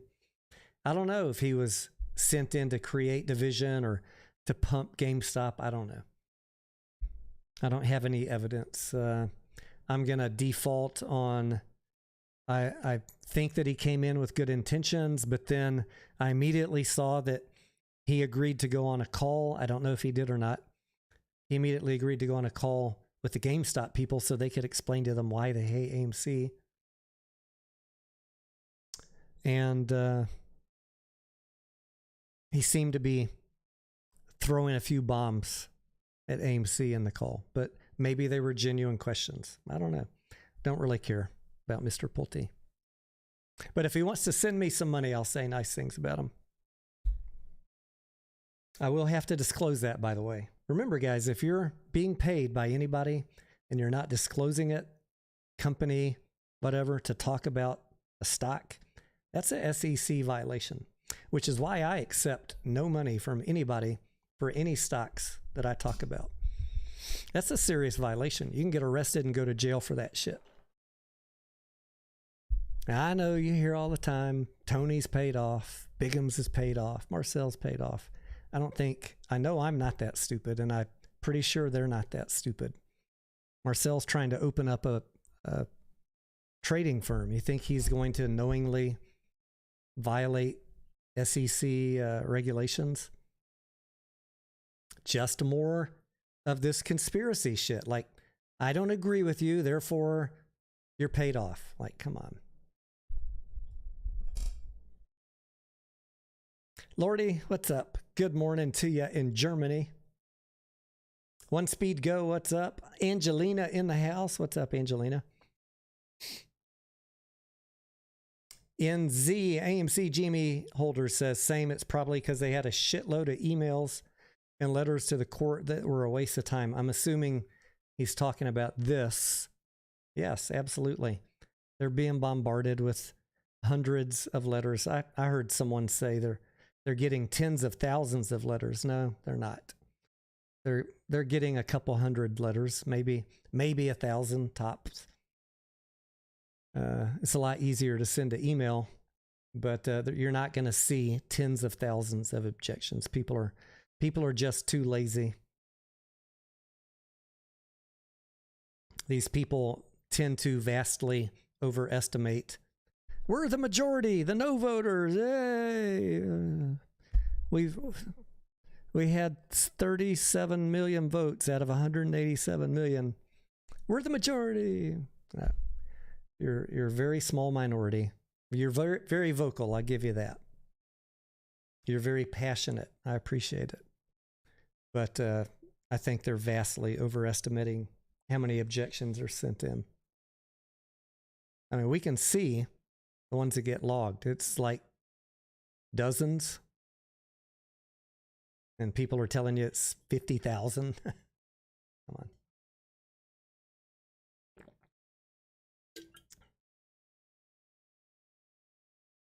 Only the SEC can violate SEC regulations, right, Money Man? And only the big guys get away with it, like us small fry. If we were doing that, if we were violating SEC regs, getting paid without disclosing it, they would definitely come after us because we're just small fish. I've seen some people recently on Twitter. What's that guy's Twitter handle or YouTube channel? Moonmaker or Moon Markets. Is that it? Moon Markets? He's getting paid to pump stocks, but he does disclose it.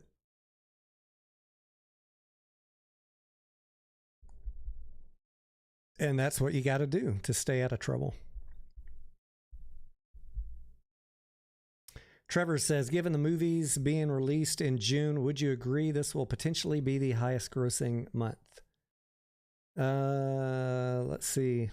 Hang on one second.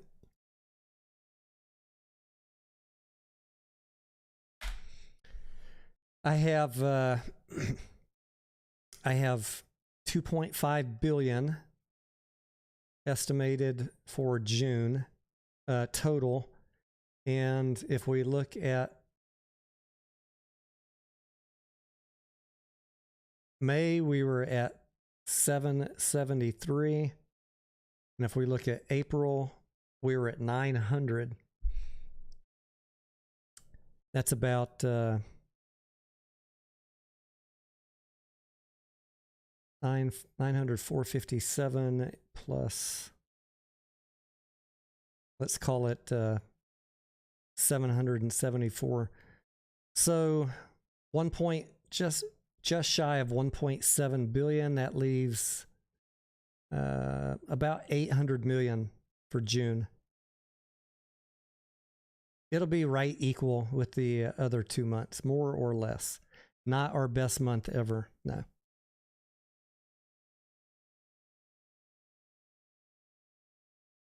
But what could happen that makes something better than my forecast?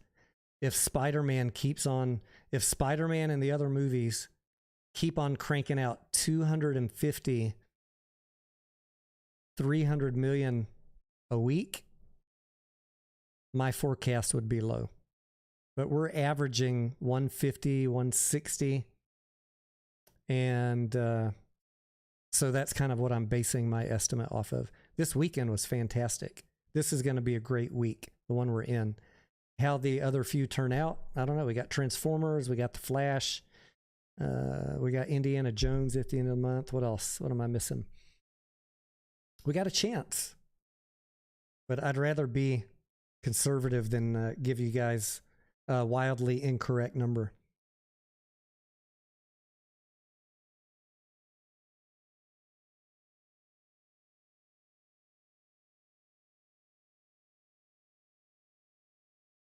Boogeyman, I went and saw it. It's pretty good. It's not going to win any Academy Awards. Took the wife to see it a couple days ago. It had some good jump scares. If you like to be scared in a movie, you're going to be scared. The only thing I was thinking, because the boogeyman hides in the dark, I was thinking for 90 minutes, why don't any of these motherfuckers have lights? Like, you know it's scared of the dark. Turn the fucking lights on in your house. Get a flashlight. Get a torch. Something. If you can get past that, it's entertaining. Indiana Jones, June 4th. Wait, did that? Oh, that's the original one. Okay. Never mind. Oh, look, my wife's movie's coming out, Scarlet, on June 9th. Transformers. The Blackening, that one looks like it'll be, you know, it'll be good, but it's not going to be a $1 billion movie. Flash, really, everything's hinging on the Flash in my book. Will it be a $1 billion breakout, or is it just going to be another 250 million and then, you know, slowly go down? A lot riding on the Flash. For my number to be wrong, to do better than I'm thinking, Flash has got to outperform. Elemental is another good one. And yeah, Indiana Jones unfortunately comes at the last day of the month. So we'll get Thursday and Friday on it. Grandpa Barney back in the house. What's up, buddy? Yeah, Anya, Boogeyman was a Stephen King short story. True facts.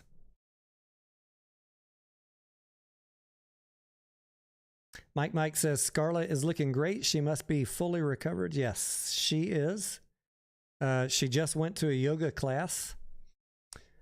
I think a 9 o'clock class, because she knew I was live streaming and she doesn't like sitting in the other room doing nothing. So we're going to wrap this up probably when she gets back home. She keeps on begging me, just go do a stretch class with me. You really need it if you're going back to the gym. I was like, well, I'll go do a stretch class with you if you promise to go to the gym. Crickets. I was like, all right. Don't ask again. I'll let you know when I'm ready to go to a stretch class. When I'm like so sore that I can't move, I'll go do that.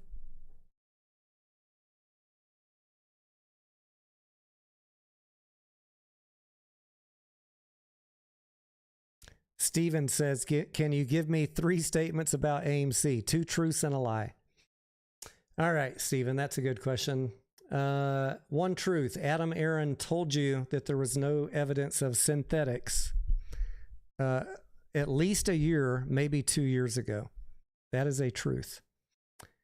2nd truth. I think that we are going to, well, this is opinion, but it's also my truth. I think that we have a very high probability to have a profitable quarter in Q2, the one we're in right now. 1 lie. OBV is not what you're being told. OBV is irrelevant. After a stock has squeezed, anyone showing you an OBV chart that still includes the squeeze period, if their chart has this run-up day in it, you're being misinformed. Get that data off of there. Focus your OBV on the last 90 days. OBV is one of the biggest myths I would like to get corrected because it's being used to prop up misinformation. Nobody sold. Look at OBV. It looks flat. Of course it looks flat because you counted 2 years ago all the buying pressure as buy orders, 2 billion shares in one day, and it's never going to come down. Unless the company goes bankrupt and you have 2 billion sales in one day, OBV is never coming down, ever, ever. It's a false flag, false indicator if you don't understand how it works.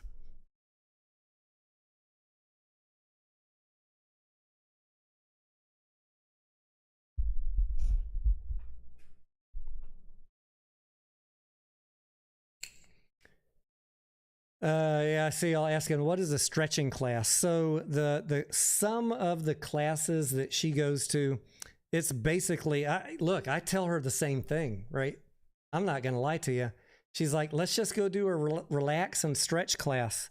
I'm like, I can relax and stretch right here. I don't need to drive. 15 minutes to go do that. I seriously say that. And that's why I've not gone with her in, I don't know, a year and a half. If she wants to do it, knock yourself out. Look, at least you're getting up and moving and doing something. But she thinks that, you know, if you can go lay in a dark room and listen to some Tibetan bowls and smell the incense or the whatever the fuck they're smoking in the room and have that soothing music, you know, she gets value out of de-stressing and relaxing and doing light stretching, right? Some of her yoga classes are intensive. Some of the ones she's trying to get me to go to are the relaxed ones. I'm like, look, babe, I work from home. I'm pretty fucking relaxed. I haven't been going to the gym. I'm not sore.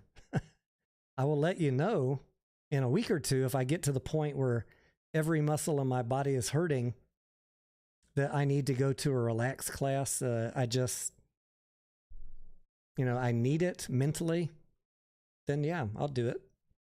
But the other reason she wants me to go is because she gets value out of it and she wants to spend time together. And that's the reason I feel bad not going. Like really all she wants is just 1 hour of time with me.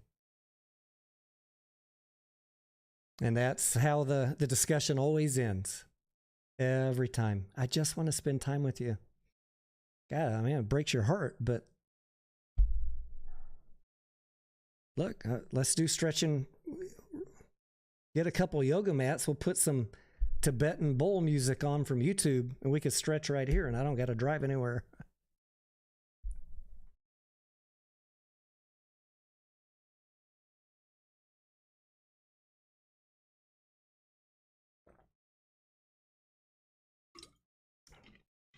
Anyone who has questions on OBV, the on balance volume, I implore you with an open mind to go watch my video from 6 months ago.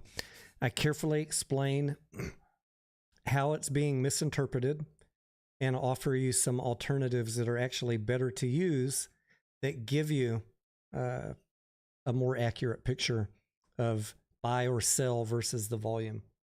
OBV just becomes useless once a stock is run up on a squeeze. There's no point in using it. Chad says, isn't stretching in the bedroom good? Isn't stretching in the bedroom with her enough for her? Yeah, that's a different type of exercise, Chad. Look, she works hard and you guys know me. I'm like emotionless, mostly always very chill. And I just don't let shit get to me. I wake up every day in a good mood and I wake up optimistic every day. And like many of you, might not be that way. She is, first of all, a woman, so her emotions are a little higher. She wakes up every day stressed already. As soon as she wakes up, oh, I got to go to work. It's going to be a long day. And then she comes home from work and she's wound up. Look, if she needs to go in a quiet room somewhere with a professional leading her through some relaxation stuff, if she gets value out of that, good. I have done it here and I'll put on YouTube. There's some great, by the way, just a little tip. If you ever need to calm your mind, whether it's work, money, relationships, there are some fucking excellent mind calming meditations on YouTube. And at times in my life when I really, really needed it, I found that and it helped, genuinely helped. But I don't need it every day, not like she does.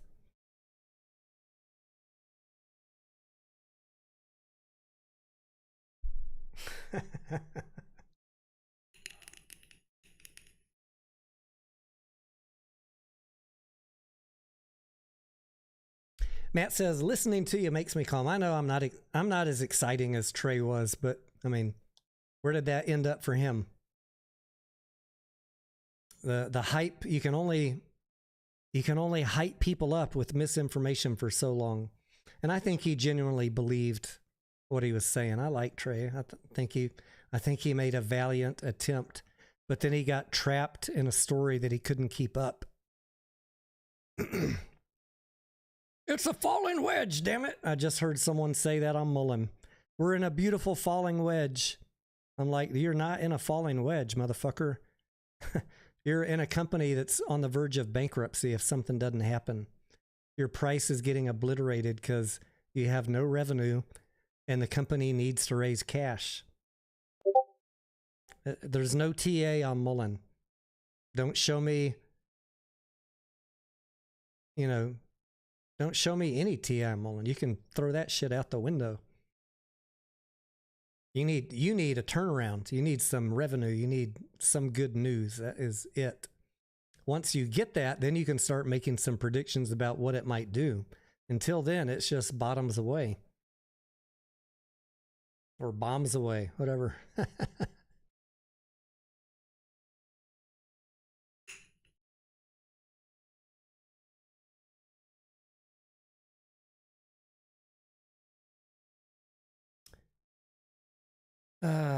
Hillionaire, you want to come on a voice chat with everybody? We want to hear your voice. We want to hear you ask some of these questions.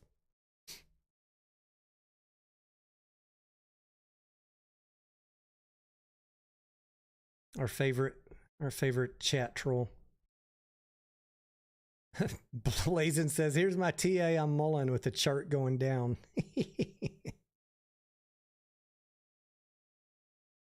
Please, Mr. Harge, let us have some good news for Mullen for everybody that's invested in it. They sure could use it. Ben says, I think we need a prayer for all the souls of YouTubers who try to do good but end up as clickbaiters. Yeah. Who is Hillionaire? I think we know he's probably one of 5 or 6 people, Anya, which is why he never wants to come on a call. He or she.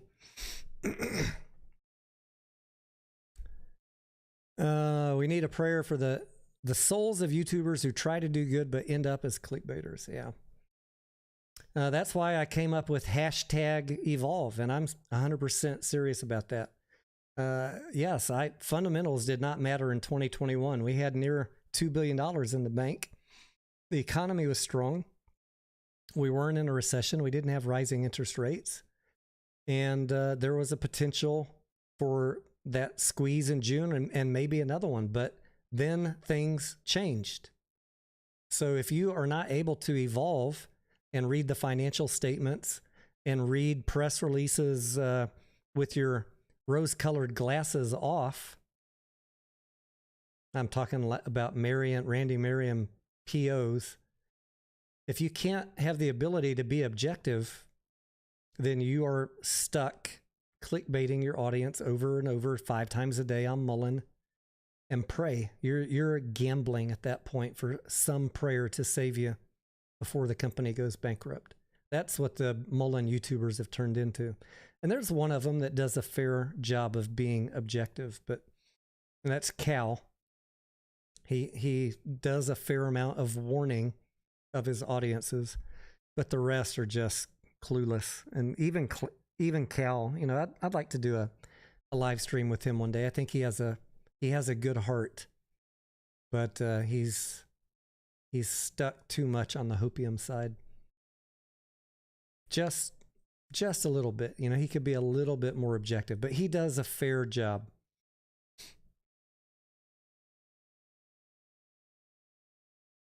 Doc Zeno, I see a lot of y'all want me to torch Hillionaire. All right, let's do a countdown. We'll give him a few minutes to agree to come on a voice call. I'll give you a number to call in, Hillionaire, and you can give us your best question about AMC.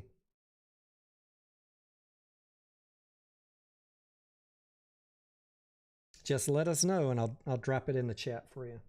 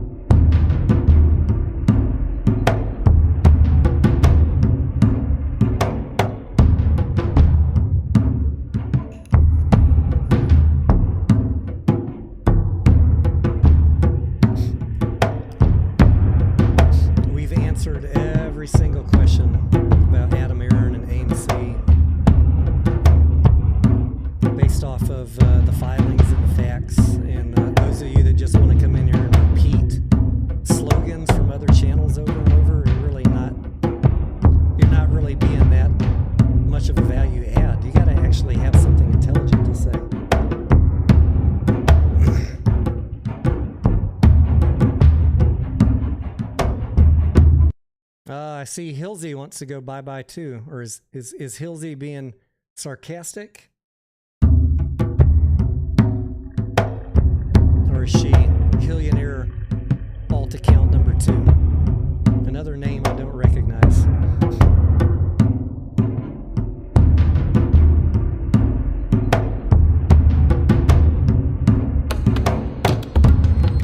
Karen, bring me your torch.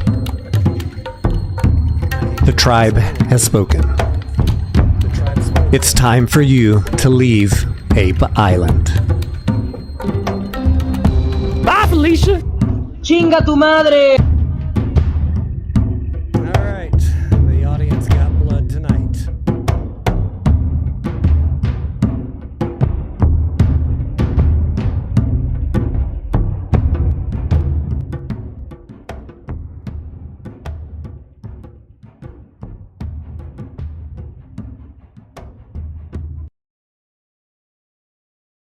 Hilsey says, I am not Hillionaire. All right.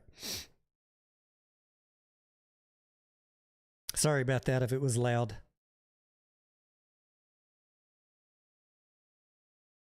You are the weakest link. Yeah, you know, it's unfortunate. I enjoy a good spirited debate if you guys have legitimate questions, but just coming in and spamming the chat with anti-Adam Aaron stuff.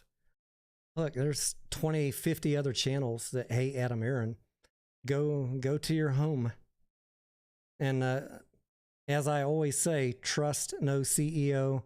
Don't fucking waste your time decoding tweets. Understand what he's doing, which is trying to fix the balance sheet, and everything makes a lot more sense. And that's where I'm at. My analysis on this play has evolved to one of 2023, where the financial statements now matter because we're getting to that point where cash is running low. The next 2 quarters, I do not think will be profitable. And so everything matters now. And I hear these other guys. I don't want to read the financial statements. I don't care if the company goes bankrupt. If I can't get my way, let it go bankrupt. Well, we're not about that here. So you can call me out on it all you want, but people appreciate someone explaining why some of these companies are struggling and why they're doing some of the things that they are doing.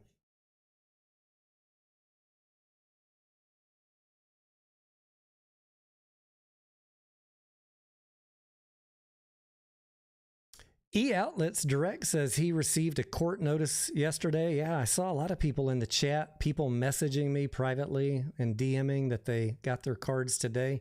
I don't know how y'all got them on a Sunday, but that's cool. I'm glad that people are still getting them.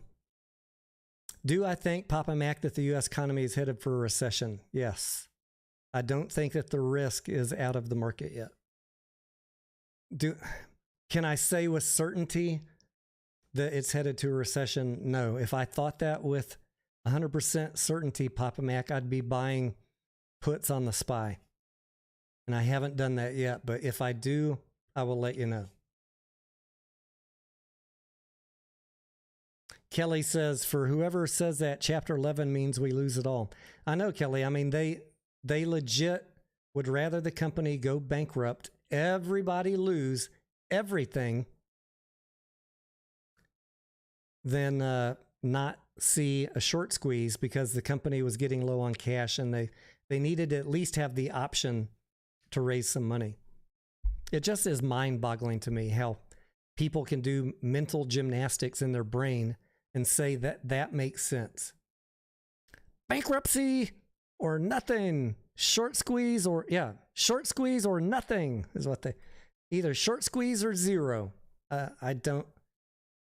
If that's what ends up winning, you know, if the short squeeze or zero, if I see that we're headed to bankruptcy, I will be out of this play and watch those people go to zero, just like I watched the BY people raw in their stock from 30 to 8 to $1 to 25 cents.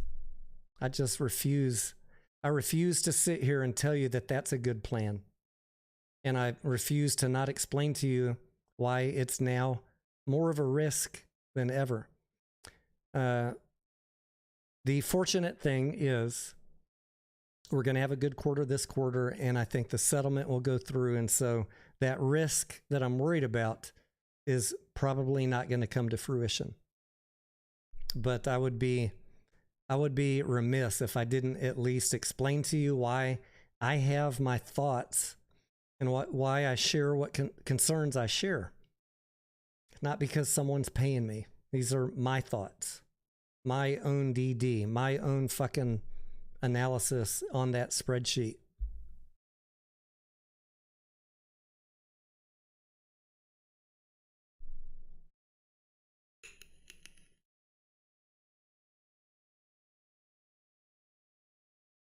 Anya says, what are we going to talk about next? Anya, there are so many other stocks that people are begging me every day to talk about. Right now, I've been sucked in this soap opera of watching Bed Bath & Beyond. Thank God that'll be over in a few weeks. Watching Mullen, trying to keep up with all of that. And AMC. It's just like a relentless amount of misinformation being put out on AMC. And I'm not going to cave in and make videos every day. That's what they want. I'll make videos when there's something worthwhile to talk about. I am not a clickbaiter. The clickbaiters are the ones putting out multiple videos a day. That is and even worse, they're putting out misinformation. That is the clickbait. I don't do YouTube for money. I don't need to make videos. I can sit here and trade or work on my other businesses or just do research or talk with the folks in my Discord. When there's something to talk about with AMC, we'll talk about it.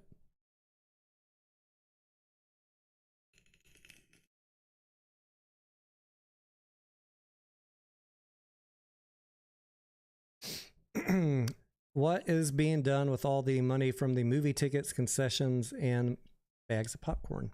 Well, I mean, it's all right here, my friend. This is pulled directly from the 10 Qs. All your answers are there, right? Here's the revenue on this line, plus food and beverage, plus other, which is probably what? Maybe some of the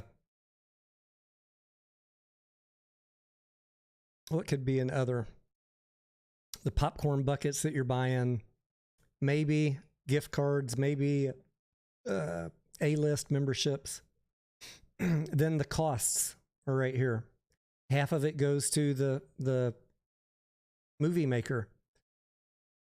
20-something% goes to buying the food and beverage. Then you have all your operating expenses. Then you have rent. Then you have other costs. Then you have interest. Everything, you can see where every dollar went.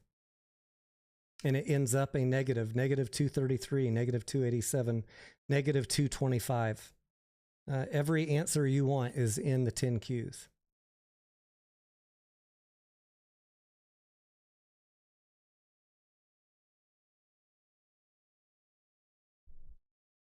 Headstock Harem says, when can we all start our own ape movie theater chain? Check with the Ape Father on that. I bet he's got some ideas.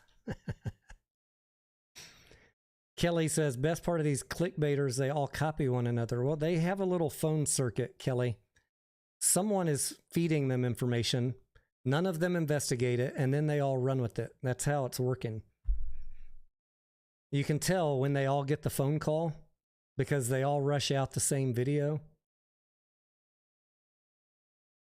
There is one person, I think, that is short this play that is feeding them information. Just my theory. But I do know for a fact that they're all in communication. Like, I really don't talk to anybody. I don't talk to Bigums. Once a month, maybe a quick DM. Hey, what's up? Haha, did you see this fucking clickbait? Last time I talked to Boss Blunts, I had a question for him about taking the SIE test. Someone wants to get on phone call here. Hang on 1 second. What is he cooking? Are you trying to get on the live stream? Me? Yeah. I don't know. I just wanted to chat with you both. So we're doing a live, Sufjan. Oh shit! What are you talking about on your live? We're talking about everything. Just join in and listen in. I'm going to hang up on the call. All right. I thought he had some hot accounting news he wanted to share. Sufjan's one of our CPAs in the Discord. If I'm not sure, like I'm not a CPA. I took an accounting class like 25 years ago, however long ago it was.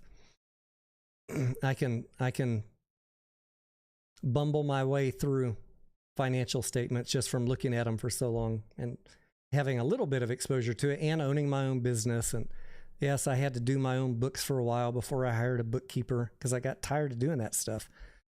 But Sufjan is a great asset to the team.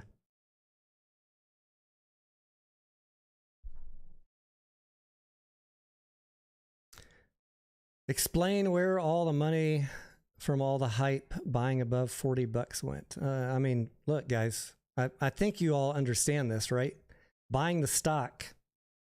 AMC raised money in early 2021. You gave them money, bought the stock. I just showed you on the 10 Qs how to see where that money went.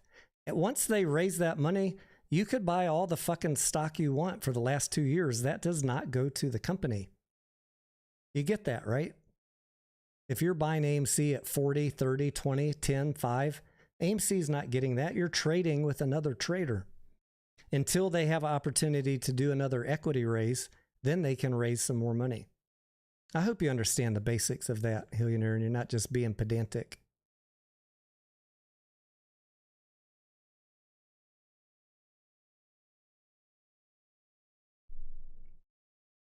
What happened to the stock price? Why did the price go down? Because it's being shorted and people sold. If you believe the lie that OBV shows no one's selling, I got a bridge to the ocean in Montana that I want to sell you.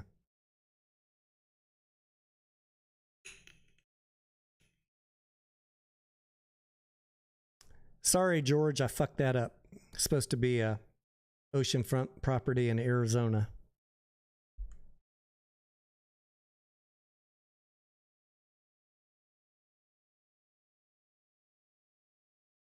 Jenna says, not the brightest bulb. He's just trolling. He's about to get the torch too.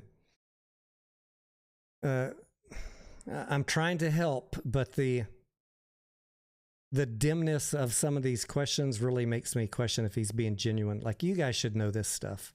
You know, you can see where the money was spent in the 10 Qs. You know that when you buy stock, why do you think I keep on saying, go to a fucking movie, buy some concessions? That is more important right now than buying more stock. You all have enough fucking stock. Spend your money and improve the income statement. Send the shorts a curveball with an earnings surprise. You have enough stock, trust me. Buying the stock is not going to help the company, not one bit, right now.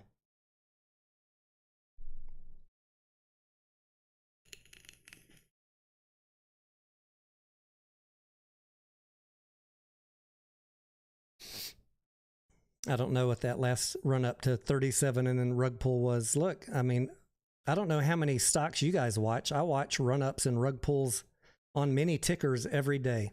Do you guys ever watch other stocks? It's very predictable, guys. The higher something goes, the more somebody's willing to short it. And if the fundamentals don't match a price run up, it's going to come back down. AMC's fundamentals at that time did not match a $37 price. Tony 10Q Denaro.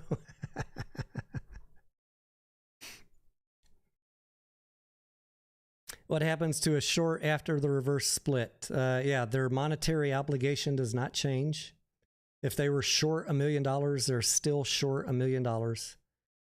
And now the number of shares they would need to close with are 10 times less, and the price that their short is at is 10 times higher. So nothing changes from a reverse split. If a company on any reverse split is already on a downward trend, you can expect after the reverse split that downward trend to continue until something fundamentally changes, right? This is not a channel where I'm preaching to you, reverse split is going to cause a MOAS. I don't think I have ever said that, and I do not believe that. QSIP change is not going to matter at all, in my opinion. A reverse split is just writing a math equation a different way. It is meaningless. The thing that I want you to be cognizant of is, when does a dilution announcement come? Because we all know what happens when those are announced. Stocks tend to get a temporary push down. That is normal. And then I've provided you many different tickers in a previous video on reverse splits of companies that improve after a reverse split, improve their fundamentals. The one that comes to mind right now is EDU. They did a 1 for 10 reverse split, and then almost the next quarter and for many quarters after that, they improved the fundamentals, and the stock went from, let's pull up the chart. It went up dramatically because the fundamentals improved. So even if AMC goes down after dilution, what you need to be watching for is, do we get into quarters where we have fundamental improvement? So yeah, it was at $14 or even lower when they did the reverse split, and now it's at 40. And I have the chart on Webull, and I've posted it with all of the successful quarters. Boom, boom, boom, boom, boom, boom.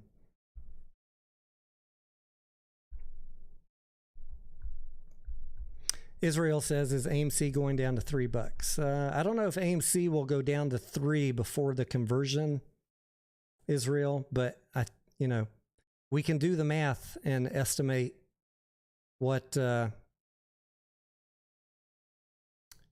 current price of AMC and APE is. Let me pull it up and estimate what they're going to be trading at after conversion. Hang on one second.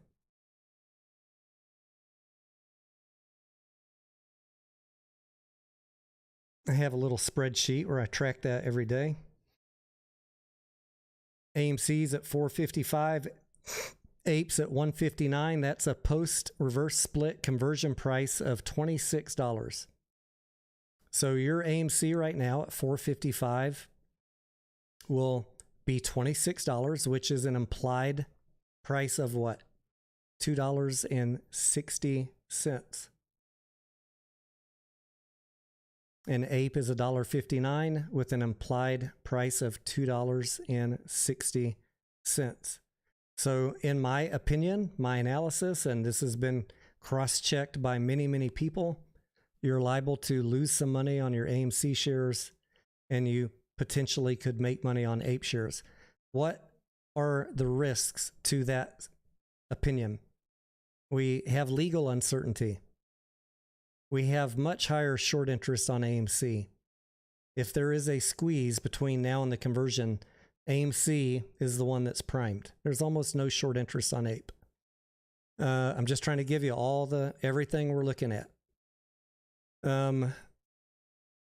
We have legal uncertainty. I said that. If APE is ruled, if the court rules against AMC, APE is going to go to nothing. Have a share of AMC. So if you're trying to go all in on APE, you have a potential of being wiped out.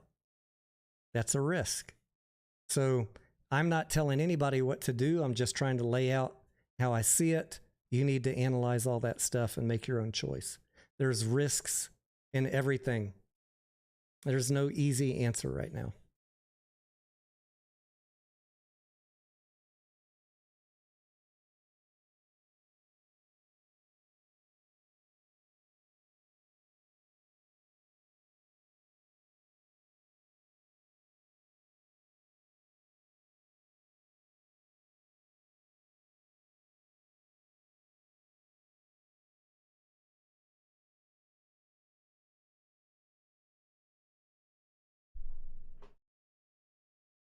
Israel's saying, I'm trying to buy more ape right now. You know, Israel, I hear people on YouTube saying, I know the right thing to do is to buy ape right now, but I just can't do it.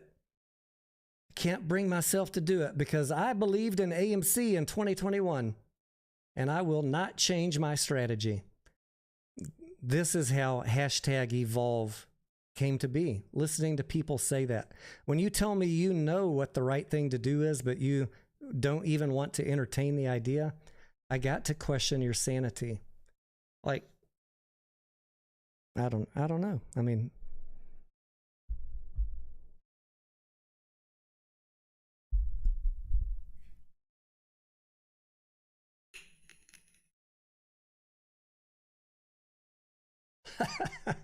Anya says we can curse all. Yeah, the bot is on vacation tonight, Anya. Apparently. The stream bot. Let's close out this poll. I see I still have it open. 61% of you now have your postcards. I'm just going to bet that by the end of next week, that's going to be between 80 to 90%.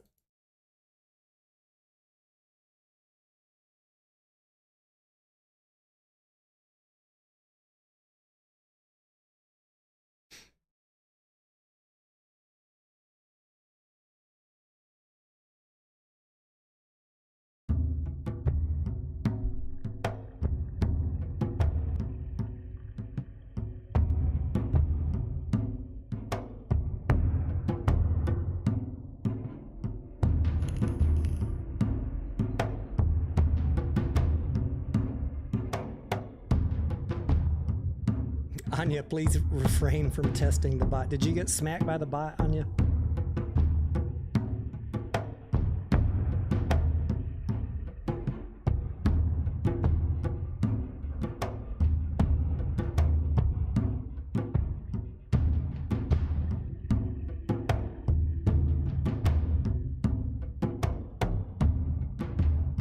Bye, Felicia. Chinga tu madre. Next time he comes back with a different name, he's going to be booted with no ceremony. It's just going to be automatic boot.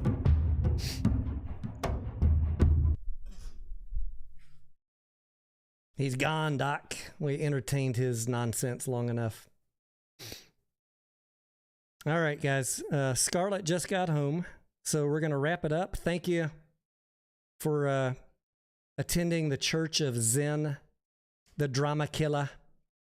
Tony Tin Grit, I miss you guys. I would love to be live streaming every day, but like these retreaded people with their retreaded arguments and their nonsense that they bring over from the emotional crybaby clickbaiters who lie to their audience every day. We got so much better things to do with our day than live stream 8 hours and listen to that bullshit. So when compelling stuff comes out to talk about, we'll do a video or a live stream. And man, we're all ready to move on to some other content, right?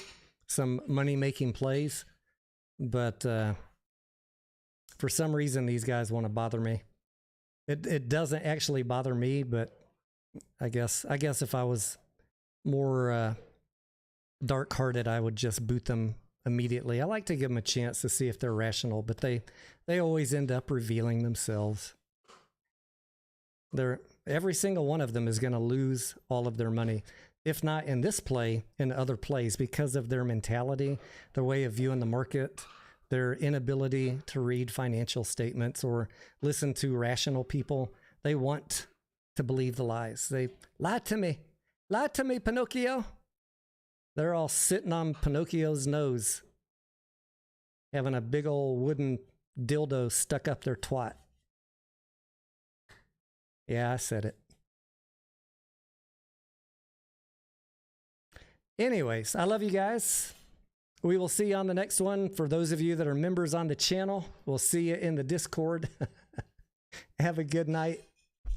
Peace out. And if you see some egregious clickbait or falsehoods, drop me a note and we'll get right on it.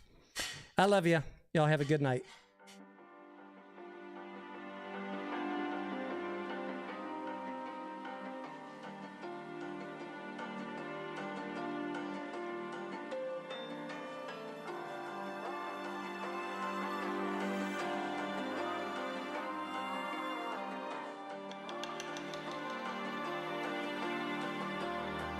So you wanna go to